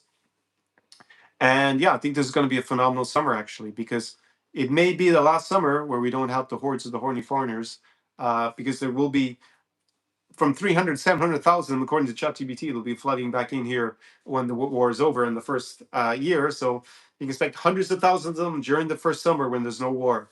So if you want to come to Ukraine before that happens, then I would say, yeah, now is the time. Again, just to reemphasize, because I looked at all the age bars for all the demographics, the situation, in spite of all this fake news from these dodgy marriage agencies or online grifters saying that, yeah, they always like to claim there's so many more women than men in Ukraine or Latvia or wherever. It's older women. So in nearly all these countries, there's even before the war, there's always more men than women before the age of 35. So again, this channel deals with men who would like to date women between 20 and 35. So you always have more men. It's only when you get up to like 55, 60, they have these huge imbalances because men tend to die a lot younger in this region in general than women. So that's why it's such a big imbalance when you get older. But unless you're into babushka dating, which fair play if you are. I know there's some guys who come on these live streams say they're in their mid-70s. They're probably going to have a huge selection of women if they were to come to Ukraine for sure. But for the focus of the channel, it's not really relevant. At the same time, women tend to be more in the cities than they are in the countryside. So then in the cities, it tends to be maybe a bit more balanced. But when I look at it, because so many women left, in particular single women with this war and haven't come back, yeah, there's still way more men who are like between 20 and 35 than there are women. At the same time, because the Ukrainian government changed the law back last August, and they now allow men from 18 to 22 to leave without permission, and it's estimated over 100,000 left in the first 2 months of that window, that probably in this age cohort of, I guess, what is it, 18 to 22, I mean, now it's only going to be a year later, so we'll see, 19 to 23, 18 to 23, because obviously the guys who are still, who are now 18, they can also leave. That probably is not so imbalanced because, well, 100,000 of them left. I tried to look how many it's estimated there were. There was probably about, I think it said 800,000 in right now, 800,000 women in that, and there's probably in excess of a few 100,000 men. So that's probably come back to about 50-50. Again, in the cities, because more women go to university than men. For example, more women are likely to move to a city and stay working in the farming industry, say in the countryside, which is huge here in Ukraine. With the other big industry along with the defense industry to invest in is agricultural industry in Ukraine. The other thing is real estate. If you're interested in any of this, write me an email, Conor@conorklein.com. My email address is down below. Or you can go invest in a consulting call. You can see the link to that down below, and we'll jump on a call and figure out your strategy for coming here. So I think that's the one age cohort. And if this war, which I don't expect goes on for another 5 years, obviously that will increase as we go forward. I think in 2027, we're going to see a stop in the fighting. I put it 80% likely. I put it at 50-50 for this year. So it's kind of a coin flip, but I don't think it will be necessarily a long-term one if it happens this year. I think more likely again in 2027. So that's what we got from a demographic situation. I did a little bit of number crunching for you, so now you don't have to listen to disinformation from dodgy matchmakers, because they're usually the main culprits for spreading fake news to try and get guys, give them hope that there's 10 women for every man sitting here waiting for them in Odesa to be saved. When it's yeah, there's 10 Dimas maybe for every Svetlana waiting for you in reality. Let me go back to your comments and then I'll give you an update on Hungarian election. John Stone's Our Nation. Okay, let me go down. John Stone, Conor, what a pleasure your podcast has been. God bless democracy. God bless humanity. Good love to the good people of Hungary. Here, John, if your name is John. Qualified migrants are helping Russian and China in UK. Starmer is afraid of losing the foot. Doesn't make much sense. Please elucidate what you mean. Elucidate me. Mark says nowhere near Berlin. What about Bonn? Bonn was the old capital, but it's not a great. I was there once in Bonn. It's not very exciting. What would be considered New Europe if Berlin East? Well, that's a good point. I mean, would it be East Berlin? The old East Berlin could be, and then all the surrounding areas that were like Leipzig and Dresden could be part of it, I guess. I'll take the over 35-year-old women in Ukraine more for me, says Ben. Ben, you're going to have a field day when you come here if you're into the over 35s, for sure. That's going to be a large age cohort in Ukraine, probably over 40s. Kind of coincides what I guess the matchmaking focuses on nowadays, those Ukrainian bride business owners. Was there, yeah, we want an update on the election, right? Let's go back and take a look at the latest update in the Hungarian elections. That was the theme for today. Okay, we should have a big update. It is now 77.45% of the votes counted. And this is looking like a very dark night for Vladimir Putin sitting in the Kremlin, as well as JD Vance, who I don't know where he's gone. He just had things didn't go well for him with the negotiations with Iran, but now things just are looking a lot worse for him with the election results in Hungary, having campaigned shamelessly for Viktor Orbán. TISA, the party of the opposition led by Peter Magyar, are projected at this point to win 138 of the 199 seats. That will give them a supermajority. They actually have 5 seats to spare in the supermajority. So at this point, we can almost certainly say that Viktor Orbán will have lost this election, and at a minimum, TISA is going to have a simple majority. I think that's pretty categorical, with only 23% of the votes still to count, or 22% more or less. And the only question is whether we see a supermajority for TISA or it will just be a simple majority. At the moment, it looks like a supermajority. So they will be popping the champagne in Kyiv, in Budapest, at least not in the government, but on the streets of Budapest, those who have been campaigning for TISA. And I guess it will be a rather sour evening in the White House and in the Kremlin. And probably actually in China, in Beijing as well, since they seem to have good relations with Viktor Orban. I guess Fico in Slovakia will also now be under a lot of pressure. What's he going to do? Is he going to sit there on his own, being a representative for the Kremlin? Probably not great for him. He's not ensconced in position of power, and this is the thing. It's a very bad sign. He probably won't want JD Vance coming near him when he's up for re-election. I haven't seen the Vance effect, but I guess the Slovak. If the Slovak opposition are smart, they will try to provoke JD Vance in coming and campaigning for the incumbent, for Fico. So it's going to have big changes for the politics of the region. After 16 years of Viktor Orban's brazenly illiberal democracy, it seems to be coming in. The poster child for MAGA and the Vance foreign policy, it looks like he is about to lose big in the Hungarian elections, although we still have a little less than quarter of the votes to be processed, it says here. So I guess within another hour, we're going to be able to say pretty categorically what the result is.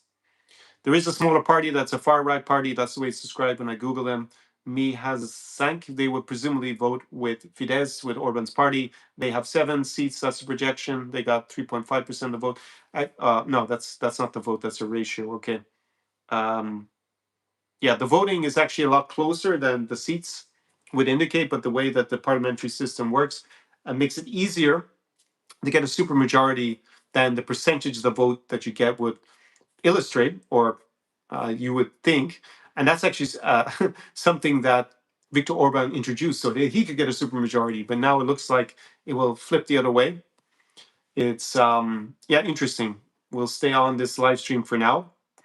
We are how far in? I guess just about 2 hours into it. So I can stay on for another hour if we all want to. I might want to open a bottle of wine. I have one in the. Don't have champagne, unfortunately, in the apartment today. King's Gold King's Man says Hungary was my favorite smoked kibas. Okay, not sure I get that reference to the food so well. Maybe you could expand on that. Let me. Actually, I don't need the other live stream to be running in the background. I can just minimize that, and let me just do another refresh here on the election results page of the Hungarian. We have another update. So it is, I guess they're an hour behind us in Hungary. So it's going to be 6 minutes past 10 Hungarian time in the evening, with 81.49% of the votes being processed. Fidesz, the party of Viktor Orban, has 55 seats projected to win. Mi Hazank, a far-right party that will be allied with Fidesz, has 7. And that leaves TISA, the party of the opposition, at 137. Just as a reminder, for a supermajority, they need 133. To get an overall simple majority, they need 100. So with only 20%, a little bit less than 20% of the vote to be processed, it looks almost certain that Viktor Orban will no longer be the prime minister of Hungary. Let me actually just check when he needs to leave power if he loses. How many days does he have to do something unethical if he so chooses? How many days after the Hungarian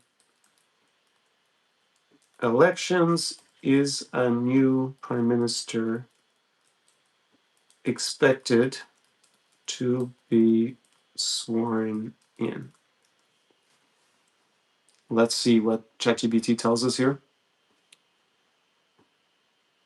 there isn't a fixed number of days. It's normally in practice about 2 to 6 weeks after the election. So you may have, real world example. Last election, the election was on the 3rd of April, and the new government was sworn in on the 24th of May. So it was actually 7 weeks later.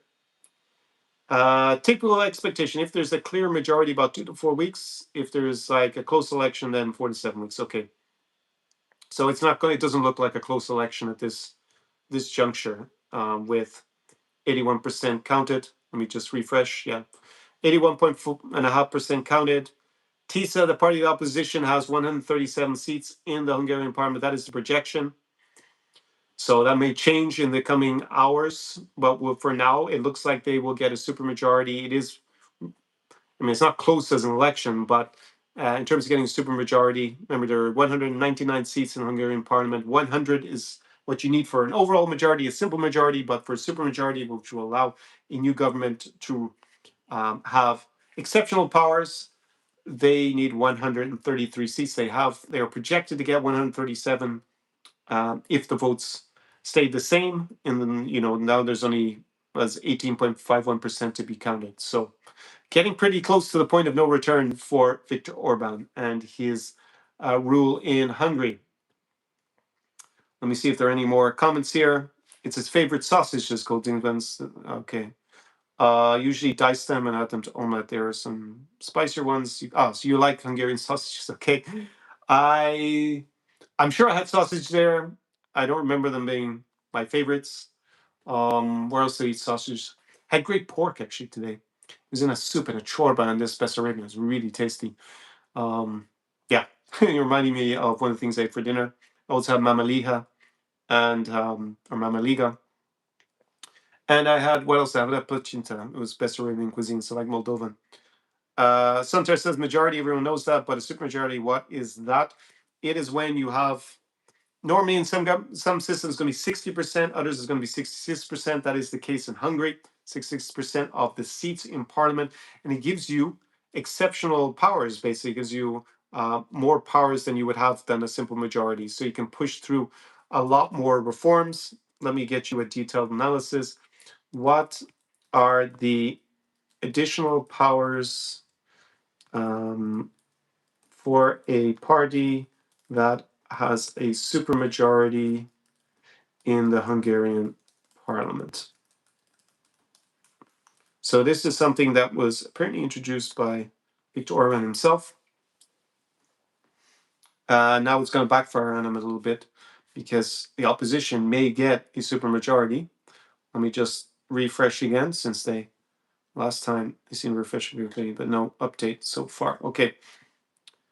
Okay, with a supermajority in the Hungarian Assembly, which is 2/3 of the seat, again, that should be 133, unless I made a mistake, but logically it's 133.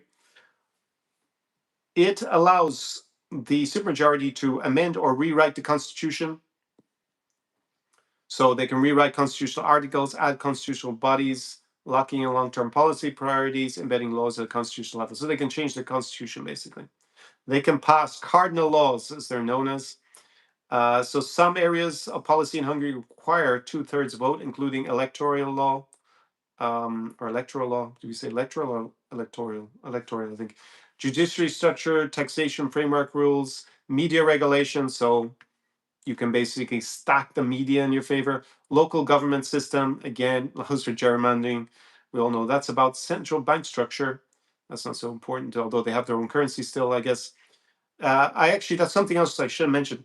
I expect Peter Magyar to make changes that Hungary will eventually adopt the euro. It will not be in the short term. It will be probably not even within his first mandate that they would come in, but he will probably set things up so that they would be able to adopt the euro maybe by the end of his term, or be more likely to be in the next government's term.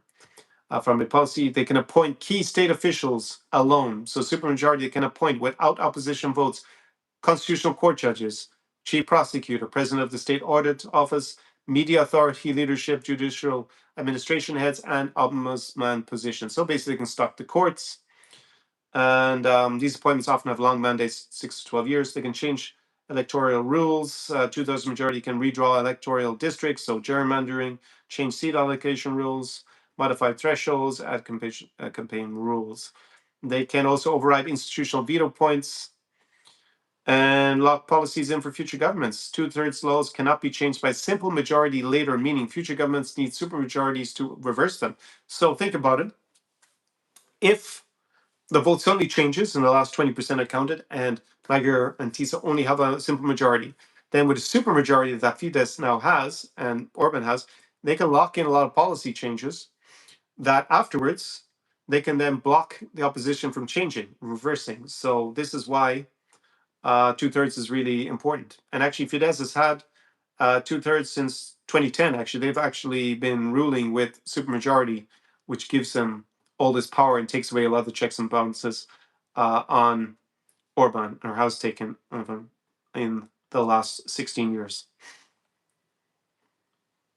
Still at the same count here. So let me go and see if there are any more comments and questions. According to CNN, Orban has conceded. Well, he's conceded the election. That's good because he's not going to win. That's clear at this point. It's really a question whether it's a supermajority versus an simple majority. But that's good that he's conceded. That means that we're not looking at a coup d'etat attempt, as was speculated before. I had given you earlier in this live stream, I did not expect Viktor Orbán, considering, especially if it was a hiding like it's looking like, that he's going to contest the election formally, the results. I think it's just going to backfire on him. A bit like JD Vance showing up for your election campaign, it looks like. Again, we're seeing the Vance effect of political interference. There's a reason why most countries don't blatantly interfere in other countries' elections, because it tends to backfire. Not only is it great diplomatic issues, it also tends to annoy and irritate the local voting population. But again, JD Vance, please come to all elections in Europe and back the pro-Kremlin candidates so that they don't win. That seems to be his the effect of an endorsement from JD Vance nowadays. Maybe it worked with the Polish presidential election. They also campaigned basically for Nawrocki, and he did win unexpectedly, but it was expected to be very tight, and it was very tight, but in his favor. So maybe they also, not just the endorsements, there's also a lot of money and social media advertising floating around that may have come from MAGA as well. Maybe they managed to influence that election because it was so tight in his favor, but it's not even clear to me it worked there. But definitely it has not worked out very well for them with the Hungarian elections. Now they're going to have to work with a new leader when they campaign for the opposition, which is using the words of JD Vance, which he misdescribed the actions of Zelensky when he went to a munitions factory that was in Pennsylvania, was supplying weapons to Ukrainian army to thank them with, I think Biden was with him, but they said that was election interference and campaigning for the opposition, which is hilarious considering Biden was actually the president. So now we can read those words back to him and say he should stop campaigning for the opposition. But that's not true, obviously. He was campaigning for the incumbent as well. JD Vance campaign in next Russian elections, yes. JD Vance can go and campaign for Putin. Please, JD Vance, whenever they have the next fake elections in Russia, the Russian Federation, please go to Moscow and campaign for Vladimir Putin. There was a joke in very bad taste when the previous Pope died, that apparently JD Vance had actually met with him the day before, very soon before his passing, that it was like the kiss of death meeting JD Vance. But now we see the political kiss of death. So either, I mean, it can't be a political kiss of death in the Russian Federation because there are no real elections. But maybe something to wish for, that JD Vance should go over and campaign for Putin. And we'll see how it works out for him. The Vance effect in dramatic real life. Let's see if there's anything else that I found interesting this week. Yeah, I just watched a few extra podcasts. some of them on dating. Yeah, I think a lot of I said last week. I think a lot of the disagreements I have sometimes with these matchmakers, because they also comment about dating in Ukraine, obviously, even though a few of them have been in Ukraine the last few years, and I can't really watch their videos because, yeah, they're just not interesting to me because I'm actually here on the ground. But some of the disagreements, a large part of it, comes from the fact that we're talking about two different demographics a lot of the time. And my clients are normally interested in dating women between 20 and 35. And they are basically almost exclusively dealing with, I would say, over 40s at this point, but definitely over 35 years of age. Jan also sent me a pic of a successful couple she matched. And if you're interested in this topic, I have a playlist down below with my interviews and reaction videos to the Ukrainian bride business, the matchmaking. Go and watch that to your heart's content and make your own decisions. Yeah, she sent me, the woman was 40. I think the guy, was he even younger? He looked younger than 40. He looked in his late 30s. So it was kind of interesting.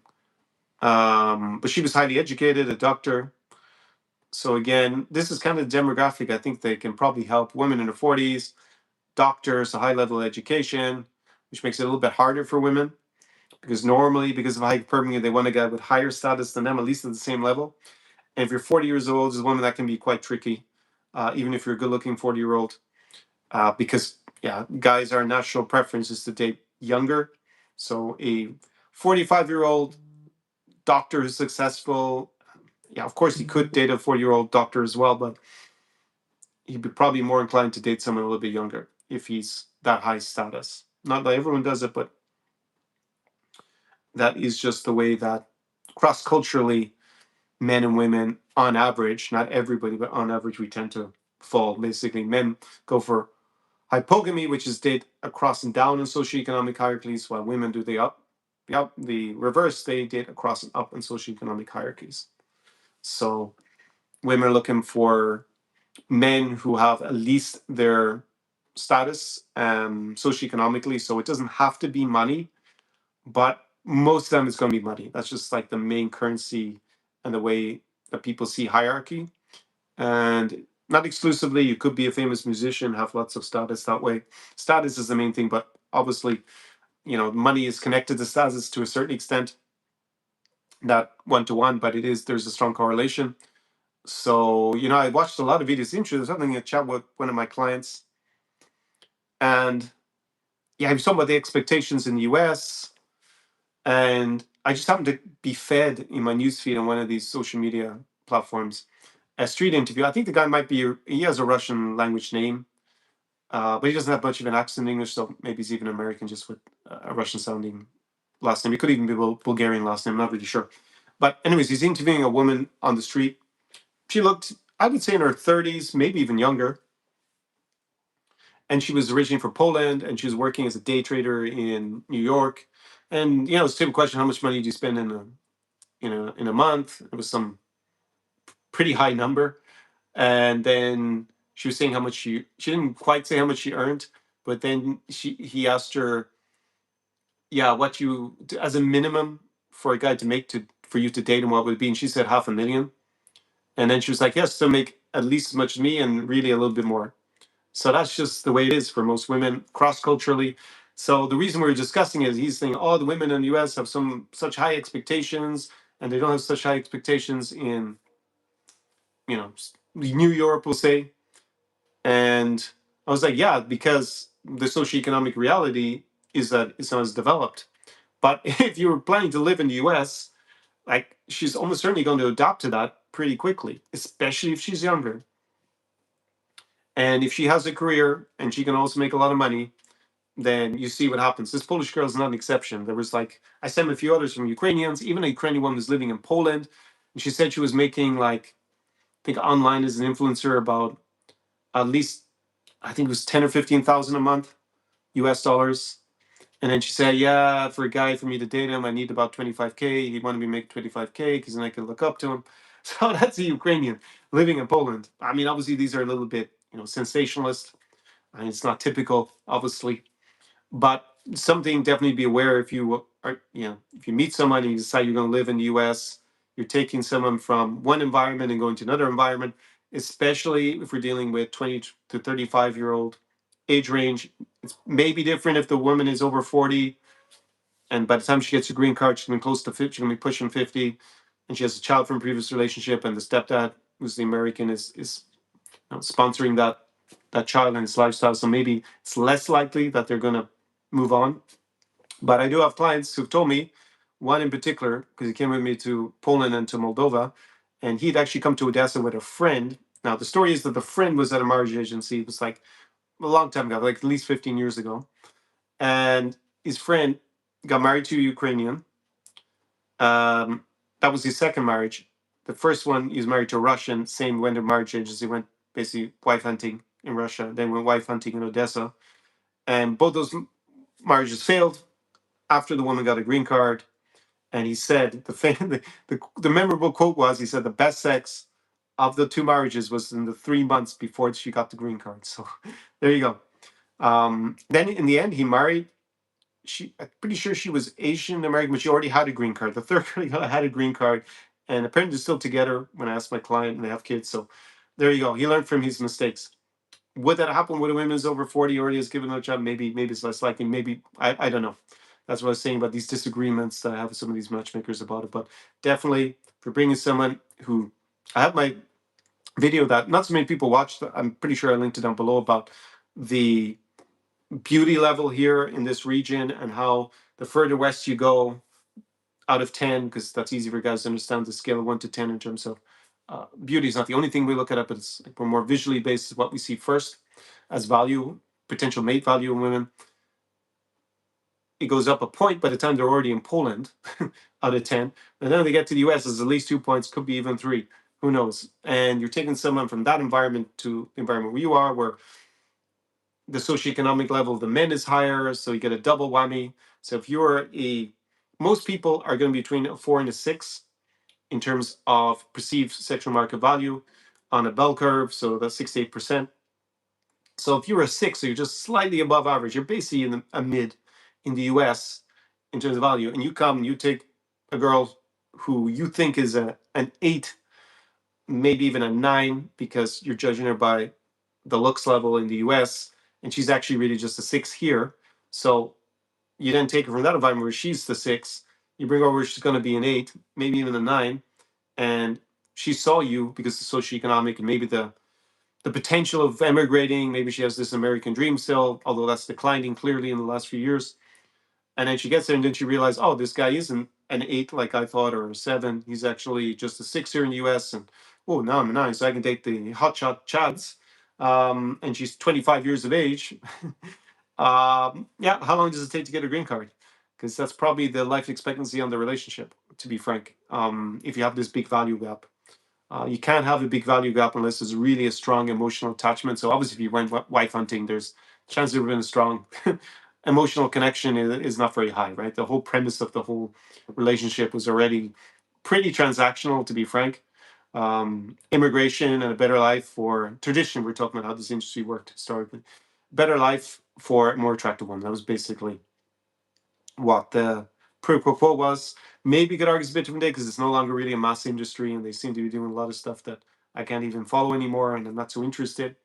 But yeah, just in general, it doesn't have to be anything to do with the matchmaking industry. If you come here on a trip, you're a weekend warrior, and suddenly you luck out and you meet someone, just remember, if you plan for them to move to your country, no matter where it is, you have to think of the consequences of that once they immigrate, and whether there's really a lot of longevity, you need to screen properly, whether there's a real emotional connection. That's what I would give you as advice on that point.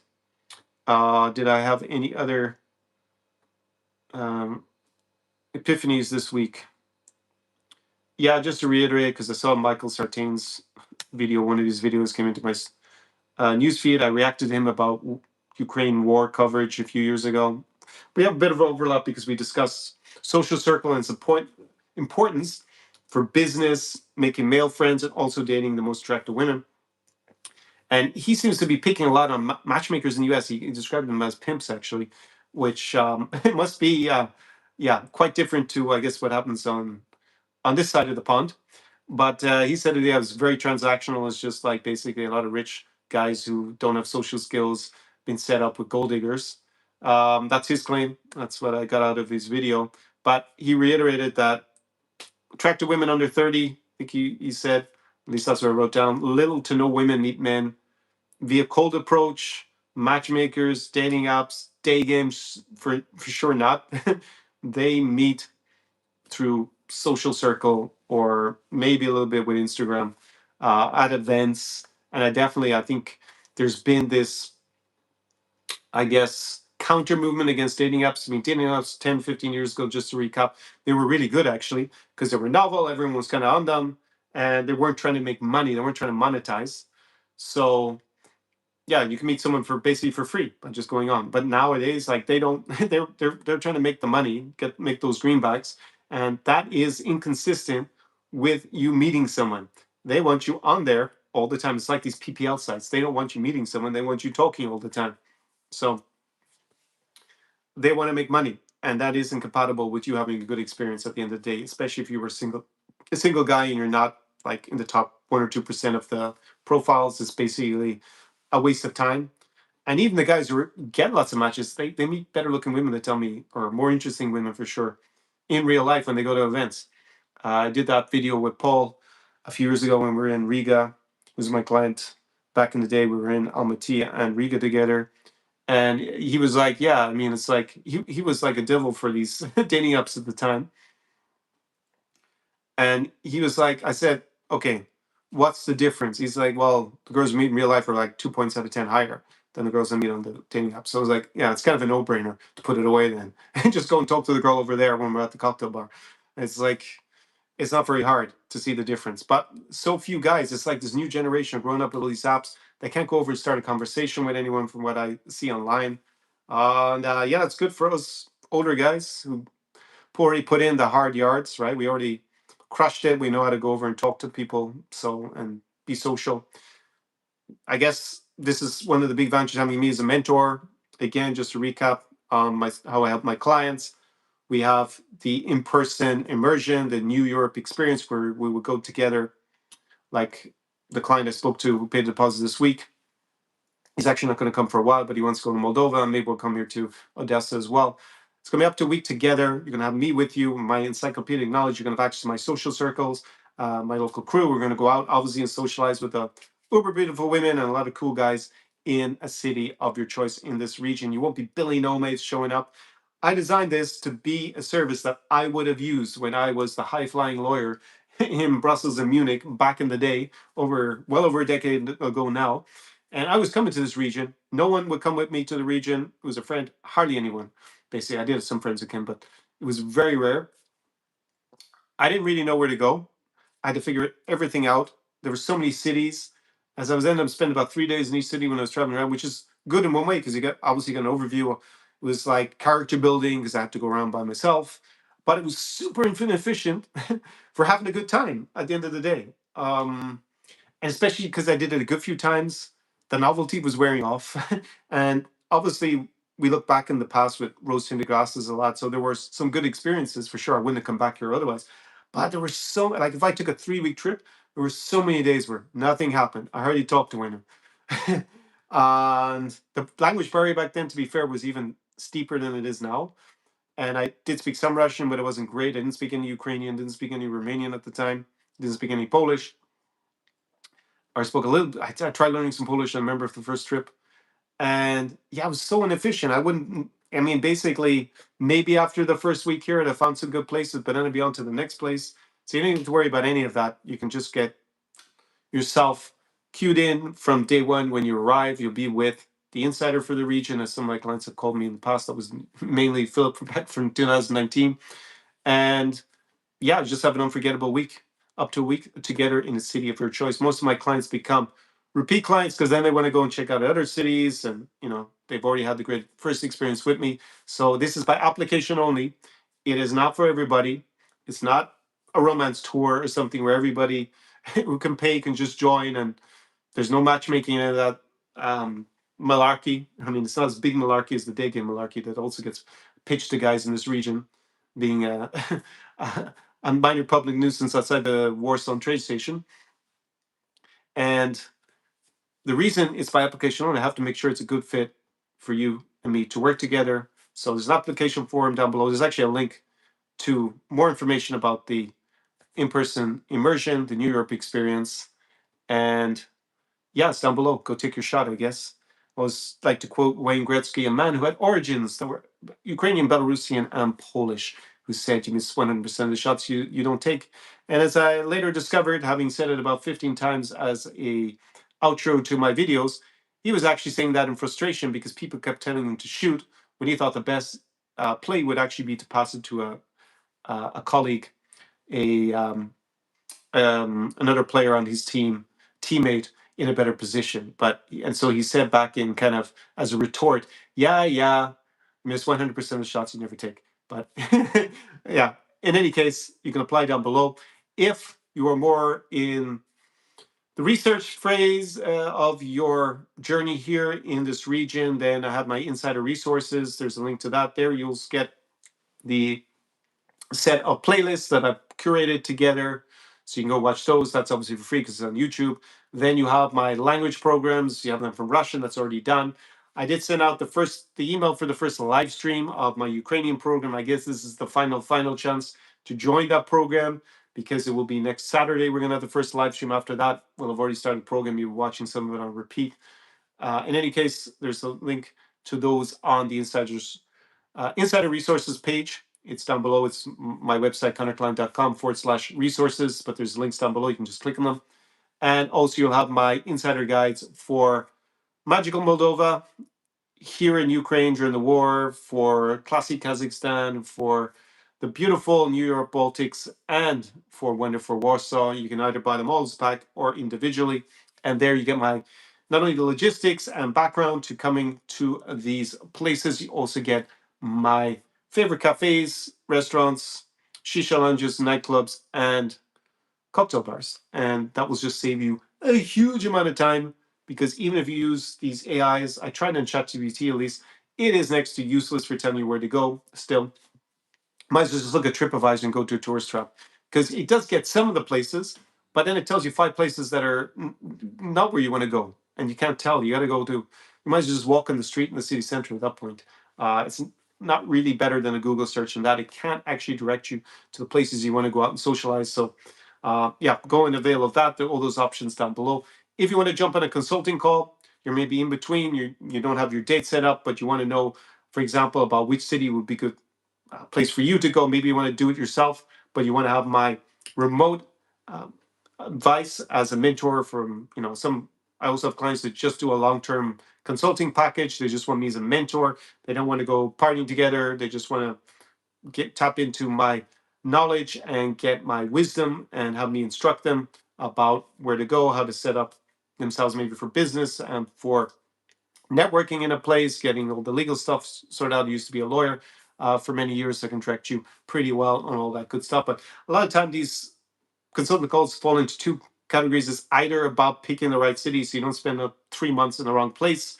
And normally, I think in every single consulting call, it wasn't a place that they thought I would recommend to them. So it's definitely worth a lot because if you go to the wrong place, you're going to spend, obviously, you're not going to get your time back and you're going to spend a lot of money, and maybe you're going to invest your time in the wrong women, all your emotions, and that can obviously turn out to be a very expensive mistake, which is the second thing the guys want to talk to me in consulting calls. They have some sort of relationship, they think, with a woman, and they want my advice on it. So we can do all that on a consulting call. Again, those links are down below in the description to this live stream. So,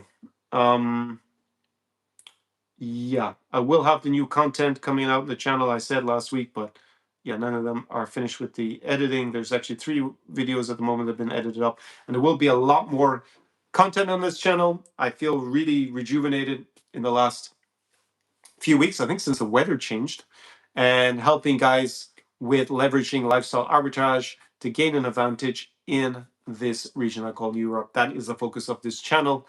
And yeah, it's going to be a great summer. I'm really looking forward to it. Feel that even here in Ukraine, it's going to be the best summer since 2022, and maybe the last one during this god awful war that we have here. So yeah, reach out to me if you are considering that. I have a special itinerary if it is here to Ukraine that is different from the other destinations on the New Europe experience. I have a live stream from, it was when I was in Chisinau, I filmed it. So I guess about 6 weeks ago, back on the Sunday show. Go look at that if you are interested in the destinations. Go into them in detail there. Let me see your latest comments and questions. Ben says he checked RT, that's Russia Today. They are searching for things to talk about. Orban said it was a good election yesterday. RT is now saying there was fraud. As if it's on cue. Okay, well, who cares what they say? Anyone who follows that for real information is a moron about anything to do with what's happening in the region. Let's be frank about it.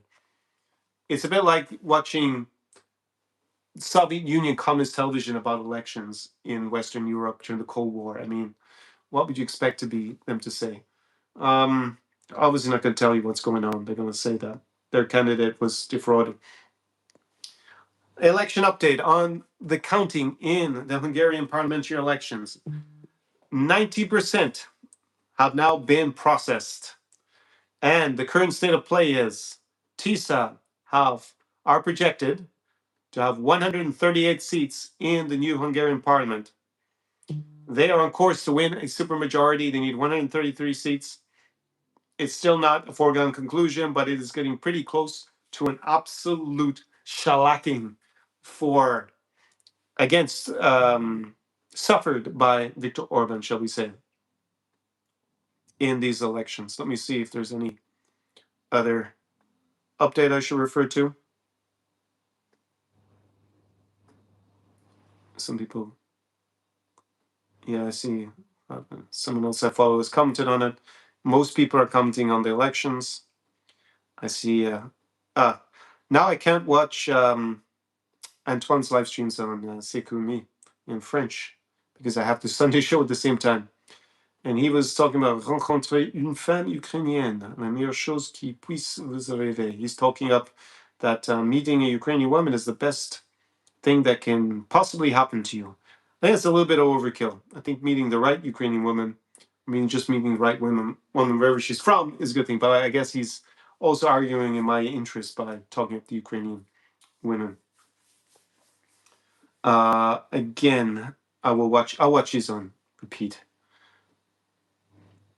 after the election results come in. So I guess this live stream is 2.5 hours long already, which these Sunday shows have been lasting for 3 hours.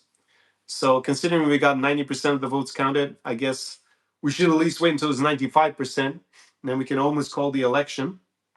Let me just go to some headlines to see if, as you said, Viktor Orbán has already been ousted.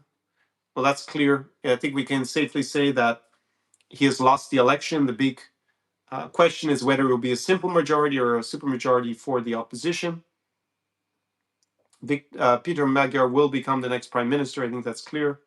And I can see here in the ticker that people are already calling, other European leaders are calling Magyar to congratulate him. I wonder if J.D. Vance is on the phone to call him. I wonder what Trump's going to say, since they basically have written as U.S. foreign policy to undermine politicians like Magyar and help politicians like Orban win. And that's where, if you're a U.S. taxpayer, that's where your money's going. It's not going to helping starving kids in Africa anymore, because who would want to do that and do anything humanitarian? It's going to try and persuade Europeans to vote for pro-Kremlin candidates in general, who are allied bizarrely with the current U.S. administration. As we saw in the recent Romanian presidential elections, the guy who was backed by MAGA and was backed by the Kremlin, he lost the election, and he's over in the White House with the biggest lunatics in U.S. politics, with a cake of Greenland in the U.S. flag, cutting it. I mean, what a traitor to Europe. But that's Georgi Simenon. But yeah, let's see if Trump gets back to annoying us about Ukraine pretty soon. But he needs this war to be over in Iran. My prediction was he's going to go for Cuba next. That seemed to be the priority of the Secretary of State as well, Marco Rubio. And then he would have been back to trying to threaten to invade Greenland, no doubt. He's mentioned Greenland a few more times in the last week. It's batshit crazy, the whole thing. trying to provoke a war between NATO allies. But hopefully it doesn't come to that. He was deterred or talked out of it by someone a few months ago. Let's hope that's what happens next time if he comes back to it. So let me see if we've got an update on the voting. Let me refresh the page here. No, it is still 90%. We can't call the election yet as a supermajority for the MAGA. So keep your comments and questions coming in here.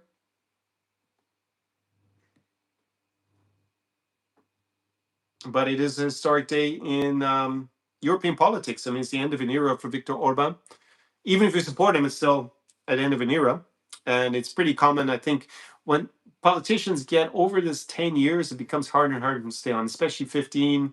Very hard, even if I thought he was competent and not corrupt and not doing nepotism and not, a problematic politician, it would still be very hard to stay on in power more than 15 years. I think it's more or less unheard of in a real liberal democracy where you actually have pretty fair, free and fair political competition. Just people get bored of the same people in power. Plus, it's not even if the politician is not corrupt, just the people around him. There's so much cronyism, entrenched vested interests. People just get sick of it. And Orban's Hungary is definitely a symbol of that. But backed by the White House, JD Vance went in person to stomp for Viktor Orban on the hustings, and the whole thing has backfired pretty dramatically. So, yes, everybody should campaign. Write to your local representative if you're US, if you're in the US, if you're a US voter, pleading with the White House or pleading for your politician to encourage JD Vance to come and campaign for these pro-Kremlin candidates in Europe, since he seems to be the kiss of death for them politically. Please continue with the blatant political interference. It also didn't help Zelensky apparently walking around the factory of Biden back in the election, since Pennsylvania still voted for Trump anyways. But hard to know if it was plus or minus. I think unfortunately just very few people cared at the time about the foreign policy. That's just the bottom line about it. The main issue for US voters is the economy. It's just the way it is. It's not the only one, but it's such an important one. And the cost of living crisis US has us at the moment, not looking good for the midterms for the current White House administration and the Republican Party, but still a good few months away. We'll have to see what the mood is like by the end of the summer. But he can't have this war going on in Iran. And now, if you think there's a plan in Iran, please write it down. I'll be interested to hear what you think is going on. One day he's threatened to commit genocide and then, like, basically annihilate a civilization. Next day he's basically capitulated to the Iranian, whoever they are in charge. And then 2 days later he's saying they're going to blockade the Strait of Hormuz. So if you can not get whiplash, as I say, from the flip-flopping back and forth from this White House, you're definitely doing better than I am, because I don't really want to follow it so intensely, because it's just too changeable all the time without any real plan. He messed the whole thing up. I was hoping that he'd succeed in Iran, but yeah, he's managed to screw it up. But anyways, as I said, I thought on the last live, I thought he would go for more escalation to try and still get a strategic victory for the US and for Israel. In reality, it would also help Ukraine. But yeah, then he capitulated the next day. But then Bibi has come and obviously violated whatever ceasefire Trump agreed to. And now it's all back in play. But that makes sense from Netanyahu's point of view. I mean, why would he want a capitulation to Iran? That's like a disaster. But from Israel's point of view, but he's also responsible in part for the whole mess that's there at the moment. And we're all paying for higher food prices, obviously higher fuel prices. It's caused all these problems in Ireland as well, with this ridiculous blockage of the roads by this group that want basically to be bailed out, because the hauliers, they operate in such tight margins that this fuel increase means that they're unprofitable. So they blocked the whole place, obviously damaging the rest of the economy. But at least they got cleared out of the main street in Dublin today. So hopefully Yeah, it's frustrating in democracy, man. The real leadership should have had them blocked, unblocked the streets by at least day two. Or let this kind of like extortion go on so they get a bailout. All that happens, the government will then go and raise taxes somewhere else later on to compensate for it. So I don't really see the point. It's just like a vested interest group that can wreak havoc on the streets. And the reason I have such a negative reaction to it, because when I worked at the European Commission, from my window, I could see the protests from like the fishing industry, one of the worst industries in Europe for overfishing everything, completely reckless. And I think there were some, again, some fuel increases that came and rioted and started wrecking everything and attacking people. I was just like, so that they get bailouts, basically. So I was like, okay, that's one group that I already don't like because they're basically trying to wreck everything. So we have to give them money. It's like extortion. Anyways, so that's one of the consequences of um, this special military operation of Trump's in Netanyahu's in the Middle East. Let me go back to your questions and your comments, and then I'll check the latest on the voting in Hungary. Someone just asked me in the meantime about the events in Ireland.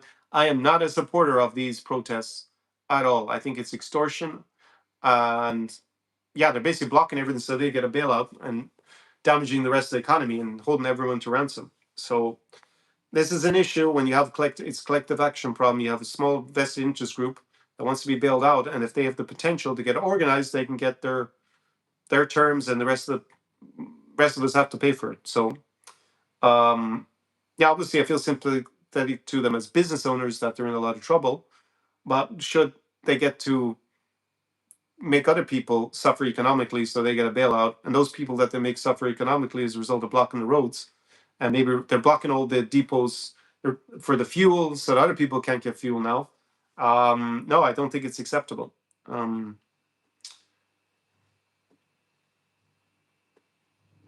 So that's just my stance, and I don't support it. Of course, you have all these, yeah, this kind of like, how to describe them? I guess social media influencers that are normally got huge audiences from abroad that are egging it on and taking what I guess is foreign money to try and support these protests to destabilize Ireland further. Could even be the White House, who knows? Since they've the national strategy, or the security strategy from the White House makes sense. It's in line with what they wrote down in black and white. So they are not allied with their traditional allies in Europe at all.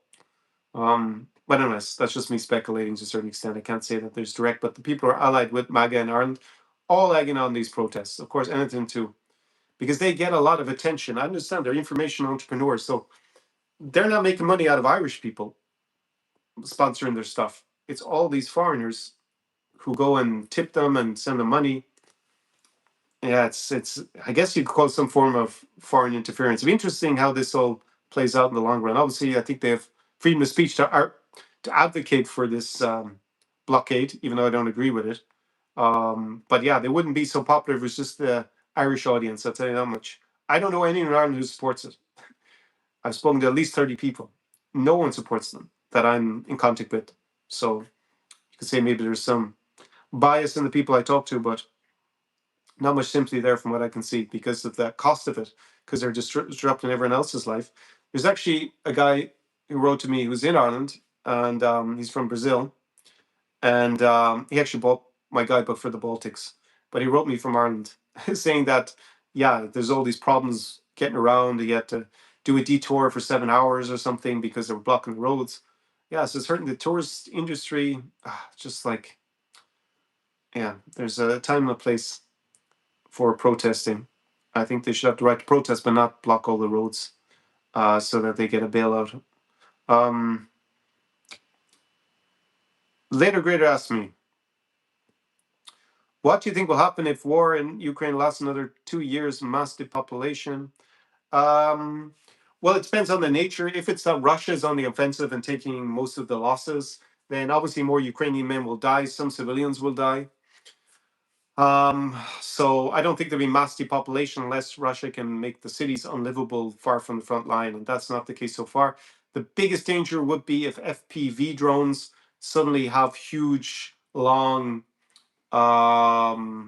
ranges that they can fly, and they start doing Ersan, which is basically terrorizing and mass murder of civilians by just they see someone on the road and they just try to kill them with these FPV drones, which is something a bit I don't think the world has really seen since maybe the extermination camps in World War II, where they had this distance between the people trying to mass murder and commit genocide.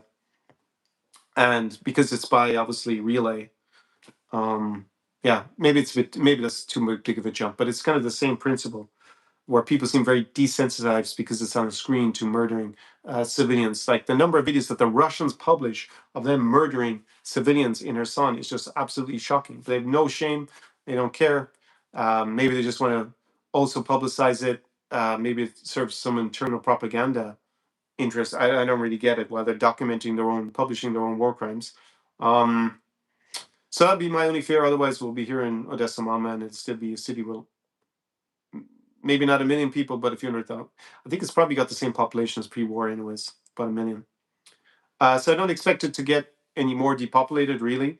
I think if there's another 2 years of war, maybe a few more people will come back, not so many. I think most people are going to return, have already returned, and we will see more people come back when the war ends, but it won't be massive. The number of Ukrainians, I saw a survey who are outside who say that they plan to return when the war is over is now only in the 40 percentile. Like it's about 40%. Back in 2022 was 75%, but obviously a certain number of those people have already moved back, so you'd expect it to drop anyways, since it's the people who are still outside. And so a smaller number and a way less, and that's only going to decrease as things go on. People will get jobs abroad, they will meet people, form relationships, and the longer it goes on, the less likely they are to come back, I think, unfortunately. That's what I think will be the thing. There will be hundreds of thousands of male single tourists here when the war ends. You can expect a minimum of 300,000, maybe even closer to 1 million. Ukraine bad for meeting women under 23. Could you form a full sentence maybe so I understand better? I think you're asking if Ukraine is good or bad for meeting women under 23. Well, if you've been on earlier, I would have explained, and I know you're on my live streams quite regularly, so you probably heard me say this before. There's a law in August that men between 18 and 22 can leave Ukraine without permission since then. So over 100,000 men left in the first 2 months. So it's probably the one age cohort in Ukraine, like 18 to 22, or now be probably 18 to 23, where it's probably more balanced. But you have to remember that the cohort that are in this age demographic is quite small. Like the big age cohorts are like over 40, over 45, over 50, this kind of age bracket because of historical population trends. But I think if you're here and you play a role and you're not some weekend warrior in Ukraine, it's probably the best it's been in a decade for if you're dating. But it won't be when the war is over because you're going to have hundreds of thousands of romance tourists flooding back in. Corn Pop says F Putin and his puppets. Here.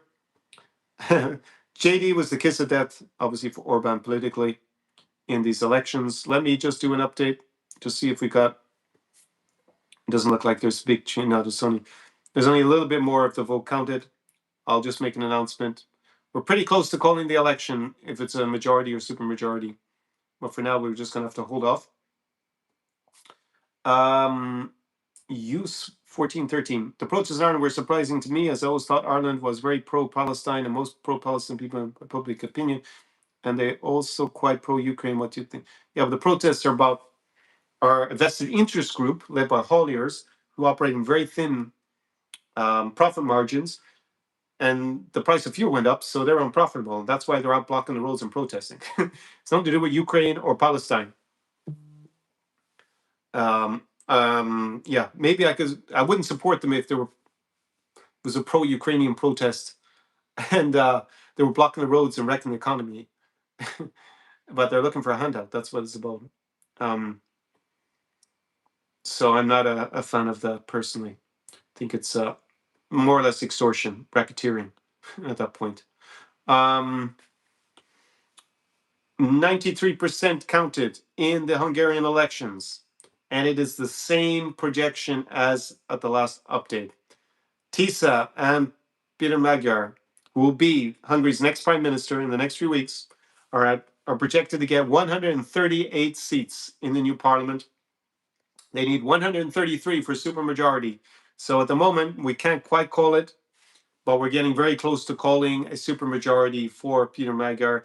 It is a historic day in Central European politics, not just Hungarian politics. It will have an impact on the course of the Russo-Ukrainian war. It will not be a game changer. I think even if Orban had won and blocked all this aid for who knows how many more months that Ukraine was waiting on, EU aid, I think they had a contingency plan. I think these meetings between Zelensky and leaders in the Gulf states and Saudi and United Arab Emirates, etc. And he was there saying, "Hey lads, we have the interceptor drones, and it's the air defense that you need. You can't get it from anywhere else. We're number one in the world in this kind of air defense, but we need some, some spondulic, some greenbacks in exchange. I'm sure. He's been a very successful businessman in his private life. I'm sure he was doing that on behalf of Ukraine and the defense industry. So I think they would have got a lot of money from the Gulf to stay alive. I mean, the Gulf then has a vested interest. You have to think of it geopolitically. Imagine that Orban had won this election. He blocks all the aid. Ukraine was going to run out of money, potentially collapse. Who's going to be supplying the Gulf states with their interceptor drones and developing the technology to keep them safe? It's not going to be Russia because they're helping Iran attack them in all likelihood, and no one else has developed it. So the Gulf states then have a vested interest in making sure that Ukraine doesn't collapse. So it's pretty good outcome in terms of gaining more allies. And Zelensky alluded to this, that they weren't particularly supportive, in inverted commas, of Ukraine up until now. And so basically hinting you need to change your tune, lads, and get in with the program. You got Iran in an alliance with Russia attacking you. And we're the ones that have the solution to the problem. You need to get off your rears and start helping us. So that's one plus for Ukraine out of this war in Iran. Of course, the fact that the oil price went up helps Russia financially. Someone else alluded to the fact that actually fertilizers and other things that Ukraine produce also went up in price, but it's not going to compensate that. Russia, they already can fight on an extra few months just based on this bonanza over the last 6 weeks. At the same time, if the US capitulated, which Trump at one point seemed to agree to, strategically lose the war to Iran, it's going to help Russia quite a bit because they'd have an ally in the Middle East that would be strengthened. So I expected when this war started that the US and Israel would win, they would get a strategic victory, and this would weaken a Russian ally in the region. They already lost Bashar al-Assad in Syria. Obviously, they lost Maduro, but anyway, it's the same regime in power, so they didn't really lose so much, I guess, there. But they lost the ability to deal with their shadow fleet and the oil a little bit. So it was still bad for Russia overall that Maduro was taken out. Abducted by the US, he was sent trial at some point, I guess, in the US. But yeah, losing Iran as an ally, which I thought would be the scenario that would play out at the beginning of this war, would have been a net positive for Ukraine in the medium to long term. So even though they've already got the drone technology and most of the aid they can get out of Iran, it still would be a problem for Russia. They would have gotten that bonanza from the increase in the oil price in the beginning, but probably overall it would have worked out better for Ukraine. So we still don't know what will happen as an outcome on this war. Overall, it's still not clear. But as for the theme of tonight's live stream, it's a historic day in Hungarian politics. It's an historic day in Central European politics. Viktor Orbán is, well, he's not gone yet, but in the next few weeks will no longer be the prime minister of Hungary for the first time in 16 years. He's already lost an election. He's already conceded. The only thing to be decided at this juncture is whether the opposition, the new prime minister, will have a supermajority or he will have a simple majority. A supermajority gives the prime minister the ability to basically do what Viktor Orban's been doing for the last 15 years, which is stack the courts, change the constitution, control the media. So we'll see what he actually does. Is he just going to create a less pro-Kremlin, less pro-MAGA, more pro-EU, illiberal democracy is actually going to turn into real liberal democracy and reverse the authoritarian tendencies of the Orban government governments over the last 15, 16 years. You said, sorry, if clear, I was talking about the process happening in the past few months that seemed to be right-wing and supported by Conor McGregor. Yeah, I'd ignore Conor McGregor. He doesn't. None of these protesters have a lot of political support in Ireland. If you look at the election results, they're not very significant. What they are significant is on YouTube and on X, because they're the darlings of the MAGA movement. And when I look at I looked at some of the YouTube videos from the big ones who are supporting this movement, and what's been written in the comments seems to be mainly Americans. So they don't have huge support in Ireland. They have a highly motivated base of support, maybe, but it's not a lot of people. So I don't think they're likely to be significant in um, the electoral process for the near future. But yeah, they can go out and be unsightly and cause trouble, basically. Conor McGregor is one person. I mean, who has fallen from grace for sure, from his high status he used to have. But it was already 5 years ago when all these rumors of his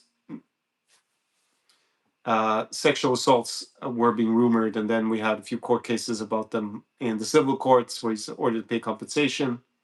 So I think he was already kind of on a downward trajectory at that point. And since then, he doesn't speak in the same way. Yeah, he looks to shadow for himself, and his political positions have changed. He was pretty much a progressive liberal figure, believe it or not, only 5 years ago. And then you get in all trouble for all these misdemeanors, because he wasn't convicted in the criminal court, but in the civil courts he's already paid compensation. And suddenly he goes like mad MAGA, basically. It's funny that suddenly he went that direction, but he doesn't have a huge base of support. I think he should have been allowed to run in the presidential election. The way the presidential elections work in Ireland is basically controlled by the politicians. It was basically to replace the British representative originally. That's why we have a president, but they don't have that much power. It's more a figurehead. So it's not that important political figure. But the two politicians who ended up running, because the third one dropped out, were terrible options. And then we had I would not have voted for the current president personally. But I wouldn't vote for McGregor. I guess I'd have to vote for over McGregor, even though she's a loony liberal, loony leftist. I wouldn't call her liberal. She's very far to the left. And so far left, it becomes illiberal. I put it that way. In some of the political causes that she supported in the past, she's not particularly pro-Ukrainian either, which is what you find more and more when you go further to the extreme left. But it's better than Conor McGregor because he's terrible at this point. But yeah, at least people recognize my first name since he's made it so famous. I'll give him kudos for that. He's made everyone understand what my first name is.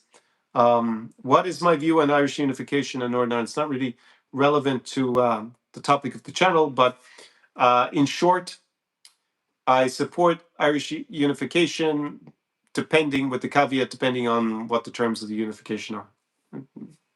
But I think since the United Kingdom left the European Union, I know people in Ireland can also get Irish passports, but the territory should be back in the EU. That's basically my main reason for supporting unification. I think it'll be problematic for the south of Ireland because they'll have to incorporate Northern Ireland and all its problems, and it's poorer. We'll have to pay for it. And so before Brexit, it was like it's Britain's problem. They broke it. They can fix it. And maybe I wouldn't vote no, but I wasn't a big advocate for it because I just see it as why we didn't have a border in effect, and they had the same rights. We're all EU citizens, so it wasn't such a big issue for me personally. And I think it just creates a lot of problems potentially, because then we'd have this minority that are unionists that wanted to be part of the UK. There could even be violence in the south. So if you live in the south, do you really want that? For what exactly? Everybody can get an Irish passport who's born in Northern Ireland, who has a parent or grandparent who's born in Northern Ireland. So yeah, from my point of view, it wasn't really worth it to make a big deal of it. But yeah, I think now that they're outside the EU, I'd be more inclined to push for Irish unification, as long as the majority vote for it there. But then we're just going to have to figure out some sort of treaty to incorporate and integrate this. Maybe we shouldn't call them hostile, but a very small minority are going to be hostile and potentially violent. And yeah, we'd have to incorporate them into the state, which is a lot of hassle for yeah, the benefit isn't so obvious to me, really. And I used to go to Northern Ireland a lot. Middle East before Brexit, and yeah, there was no border there. You had to pay in a different currency.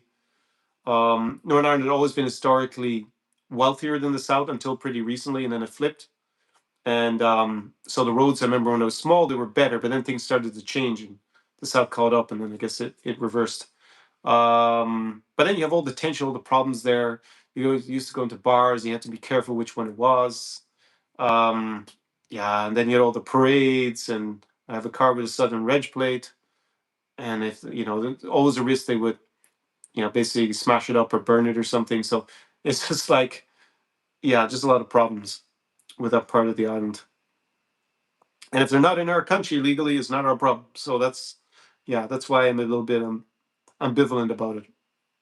But in principle, I think that it should have a vote for unification with a treaty that will somehow figure out how we incorporate them into the Irish state, those who don't want to be part of it. And yeah, then should join Schengen, basically. And just if UK wants to have a hard border with us, so be it. As long as we don't have a hard border with the rest of Europe, we can get rid of the common travel area. Okay, an update on the election results. It's still the same as before, just that there are more votes counted. It's now 94.66%, and TISA has 138 seats. That is projection. So it looks like we are super close to calling a super majority for Peter Magyar, who will be the next Hungarian prime minister.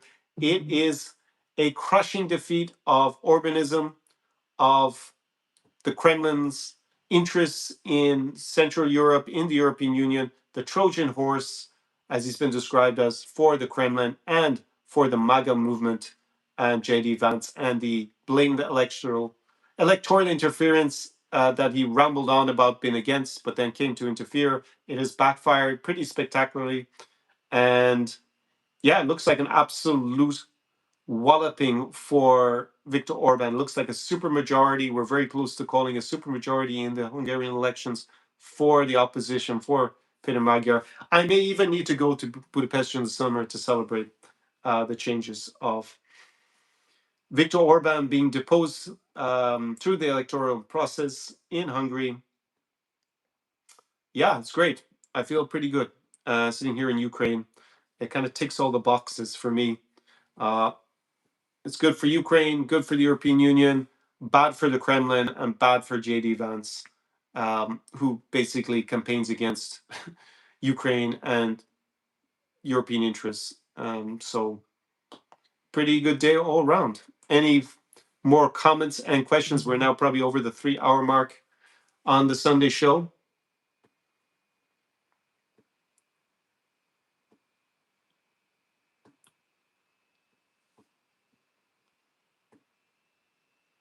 So, let me just check if we got another update.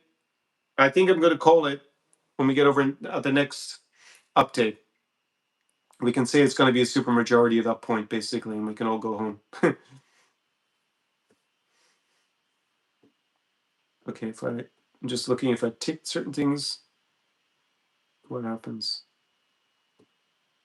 It doesn't tell me just in this display what the actual vote breakdown was. Maybe turnout data. It was actually a record turnout, I think, in Hungarian history. Yes, 79.44% of the electorate voted. And processing of 10. Oh, do we have an update? No, it should be pretty soon. There's going to be another update, and then we can, I think, just call the election. I'll probably wrap up this live stream. I guess this, if it wasn't on the Sunday, if I'm in another day where I didn't have the Sunday show, but I guess most of these elections are on a Sunday, I would probably put it on the second channel. I have a second channel. I will film more for it, especially when the weather gets a little bit better, because in about a week, I'll just film a lot more outside here in Ukraine and give you my geopolitical analysis. But I put it on this channel since I've changed the tone since the war in Iran started, since geopolitics, I think, are playing a bigger role in your decisions about where to relocate, where to invest, understand migration patterns. One of my clients sent me today a video from he didn't realize the guy's actually Moldovan, but he'd invested in real estate in Moldova. He's actually some sort of real estate investor, who apparently has a good reputation, as my client thinks so, for investing with a perspective to rent out Airbnb in Dubai. And he'd been bought a new apartment in Moldova. He's actually Moldovan. Thinking actually going to reach out to him, ask him if he wants to come on the podcast. I think it'd be interesting to get his perspective for how this Iran war has affected investment in Dubai, since one client has property there at least, and what it all means for a place like Moldova where he just invested. Yus asked me, after Iran war, do you think Turkey will be next? What will happen to NATO? Why would you think? In what way do you think Turkey is next? That the US would invade Turkey? I don't think so. I don't see that happening.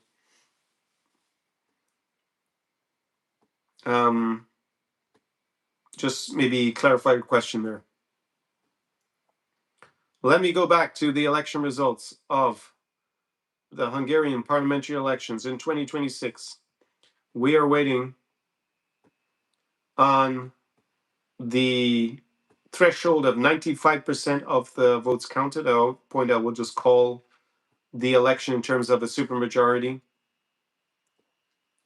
But for sure, the next prime minister of Hungary will be Peter Magyar. It is the end of the Viktor Orbán epoch of illiberal democracy in Hungary, in Central Europe, the pro-Kremlin Trojan horse. I should have mentioned that in my description, that there were many leaked conversations from Orbán and his ministers, and particularly his foreign minister, basically reporting on meetings negotiating what's going on in the Russo-Ukrainian war with Sergei Lavrov, basically as if they were allied. So it's treason from this government in Hungary. We'll see what will happen after they leave power. They're all going to be up on some charges to do with corruption or some other activity that they've done.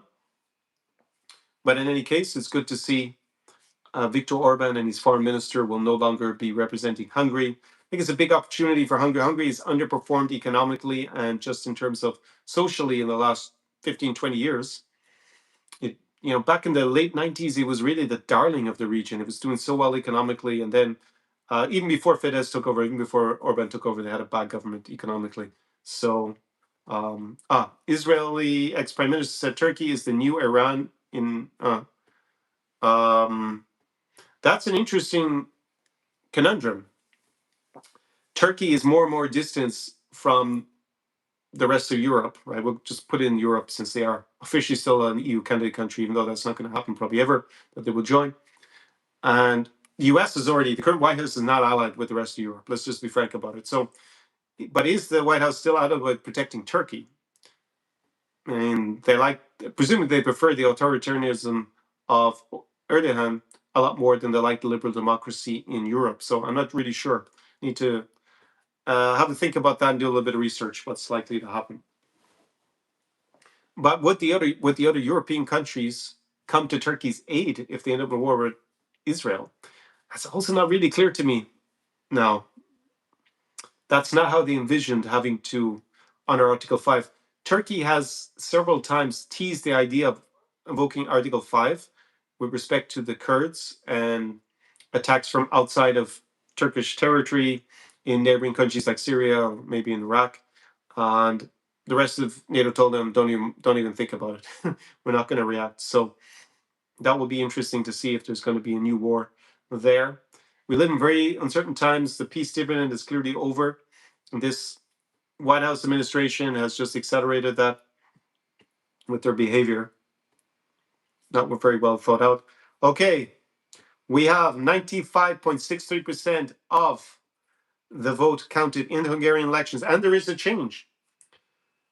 TISA are projected to have 137 seats in the new Hungarian parliament. So that's one less than it was a few minutes ago, and it's 4 more than the supermajority of 133. If they get 133 or more, so 133, 24, 25, 36, 37. So it would have to be a swing of 5. So very, very unlikely that they will not have the supermajority. I'm probably going to just call it at that, since it is, there's 4.37%, and it looks like they have won a supermajority, but we'll just have to wait on a 100% confirmation for that. I'm just looking at the latest headlines. There are scenes, obviously, of joy from um, Peter Magyar's crowd and Tisa.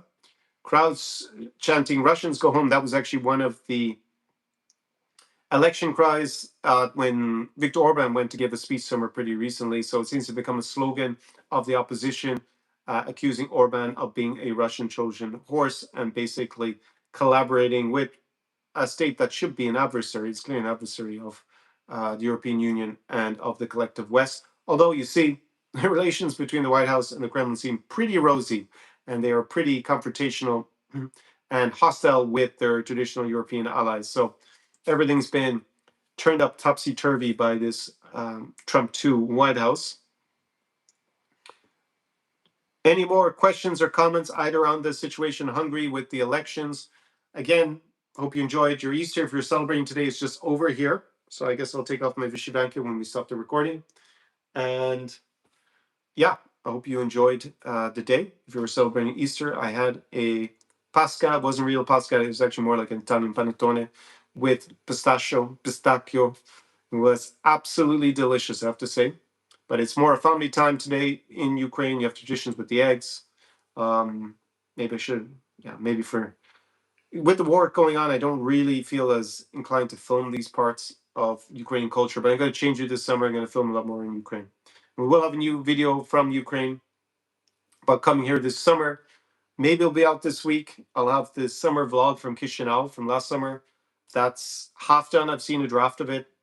I'm pretty sure this is going to be the best video on YouTube about going to Moldova in 2026, filmed in 2025. Giving a few bit of leeway to myself there. Definitely from having, in the point of view of having fun in Moldova, because nearly all the videos are so negative. And we'll have an interview with a Swedish investor who's bought real estate here, also in Estonia and also in Dubai. So it'll be an interesting contrast. All three could be ready next week or maybe the week after. We'll just have to see. I thought one of them at least be ready this week, but things went a bit slower. And we'll be filming new podcast episodes with Alina McLeod. We're going to focus on the option of Bulgaria in the region, also her trips here, and also she went to Ireland. So I want to ask her about that since I'm Irish, briefly, and maybe about her recent trip to Asia. And there's also a Polish. I've had Elena on before. I was also on her channel a few years ago. And who else? Yeah, there's going to be a Polish influencer. I'll leave that as a secret for now until I have recorded it. He's also I've also filmed it for the vlog from Warsaw that I started 3 years ago. I still haven't gone back to finish. I will presumably get there this summer, and you'll get that as well as vlogs from Almaty and from Riga. So I'm going to make a big push to get all this done and increase the content here again on the channel. I do this Sunday show. I know it doesn't attract a big audience because it's a Sunday show, it's a live stream, and it's kind of got more intellectual topics. So it's going to be a bit of a different vibe and attract a bit of a different audience. I also now produce a short every day as an experiment, but I want to get back to producing 1 to 2 videos a week here on the channel. I feel pretty rejuvenated, as I said earlier in the live stream, that yes, 2026, the kind of end is in sight for this war. At least we can see some end to it. I don't think it's going to go on for another 5 years, another 4 years. I think 2027 will be the year that's, I feel, is, well, it's my assessment at the moment. But I was wrong about the summer offensive in 2023. It didn't get as far as I thought it would, and I thought this war would be over by 2025. But obviously, we're into 2026. Biden administration never back to Ukraine to win, as it turns out. For as long as it takes means is not the same as much as it takes, apparently, in terms of support. And obviously, with this new administration, they're already blocking support for Ukraine when they weren't even in power, when they had the majority in the Congress back in 2024, I guess it was already. And now they basically are, they lean pro-Russian, we'll say. It's not fully in the pocket of the Kremlin as administration, but it definitely leans more that way than pro-Ukrainian. I think that's indisputable. And when you see JD Vance, just to reiterate again, going to campaign for the soon-to-be opposition in Hungary, you can see which side he butters his bread, as we say in Ireland. Yeah, so I'll leave the floor open for final comments and questions. Again, the votes in the Hungarian election, with 93.6% of the votes tallied. At the moment, the projection is that TISA, the party of Peter MAGA, the opposition in Hungary, will get 137 seats in the Hungarian parliament. Not only will that mean that he will be the new Hungarian prime minister, ending the epoch of Orbanism in Hungary, it will also give him a supermajority as long as that stays at 133 or above, which looks almost certain, not 100% certain. We're getting close to certainty on that. And we will usher in a new era in Central Europe, in New Europe. And it is all very good for Ukraine, this country, its leadership, its relations with Hungary, with having more aid come from the European Union. That is pretty clear. It is good for Poland. MAGA said he will extradite two Polish politicians who are wanted for corruption, who are from the I guess Nawrocki, is he part of PIS, or he's not technically part of PIS, but he was allied with them during the election. So I guess the opposition to the current government under Donald Tusk.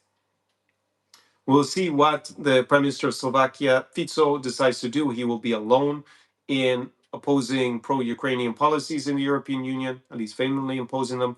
I expect him to fold and reach some compromise with the other members of the European Union to prevent a standoff and probably the change in the EU rules, I think, at that point, if he behaves that way and tries to block everything. And who else should be celebrating? I guess the rest of the free world will be celebrating the end of a wannabe authoritarian. He's not a dictator, Viktor Orbán, but he had pushed this idea of illiberal democracy in the region and stacking the courts and cronyism as a way. And he was supported by the current White House. And yeah, they're the people who are going to be pretty glum this evening in DC. It's going to be the White House, JD Vance in particular, and most importantly, in the Kremlin, they will be putting their bottles of Champanskaya back in the fridge, probably for when Donald Trump gives them another reason to celebrate in the next few days. But they have seen their main ally in the European Union lose power, and it looks increasingly likely he will also have to face a new Hungarian government with a supermajority, which basically means he'll have no influence going forward. It's a really good day here in Ukraine. We haven't even had an air alert in Odesa for 36 hours at this point. So just checking because I turned them off, but I don't see any here. Let me just check. I haven't heard any air defense working, so that's normally how I know. Let's see, Ben sent me a message. Orban has conceded. Yes, I reported that earlier. Let's see, there it goes in. I have an update from Albania, from my client who's in Albania. He has seen a lot of girls walk around the boardwalk this evening. Not bad, no tens, but plenty of the rest. Shorter than Ukrainians, not surprisingly, but it did bring up the thought, what is the age of consent in Albania? Okay, maybe, I don't know why he's telling me that. There are more under 20 than over 20. Well, it shouldn't be under 20 if you want to talk to them. That's what I'd say of that.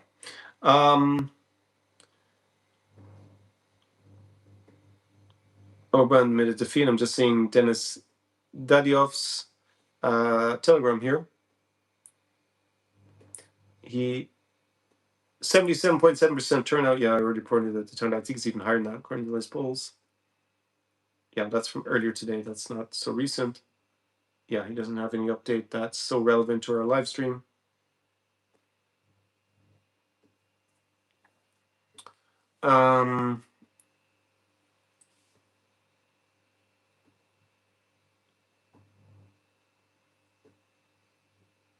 So someone uses explaining here.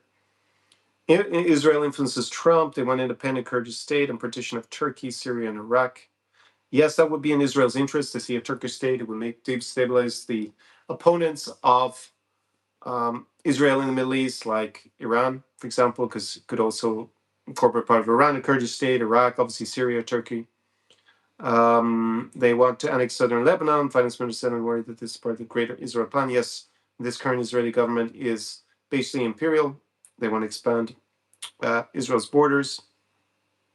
It involves part of Saudi Arabia, all of Jordan, most of Syria and Iraq, except Kurdish parts, all of Kuwait, maybe Mecca, Medina. So a lot of speculation there that I'm not an expert in the Middle East. He's not at the moment, so I don't have a strong opinion about what's going to happen on that. Let me just do another refresh here, see if there's any update. It's now 90, was it 96.37% last time when I gave an update, but it says 138. So yeah, there's been an update.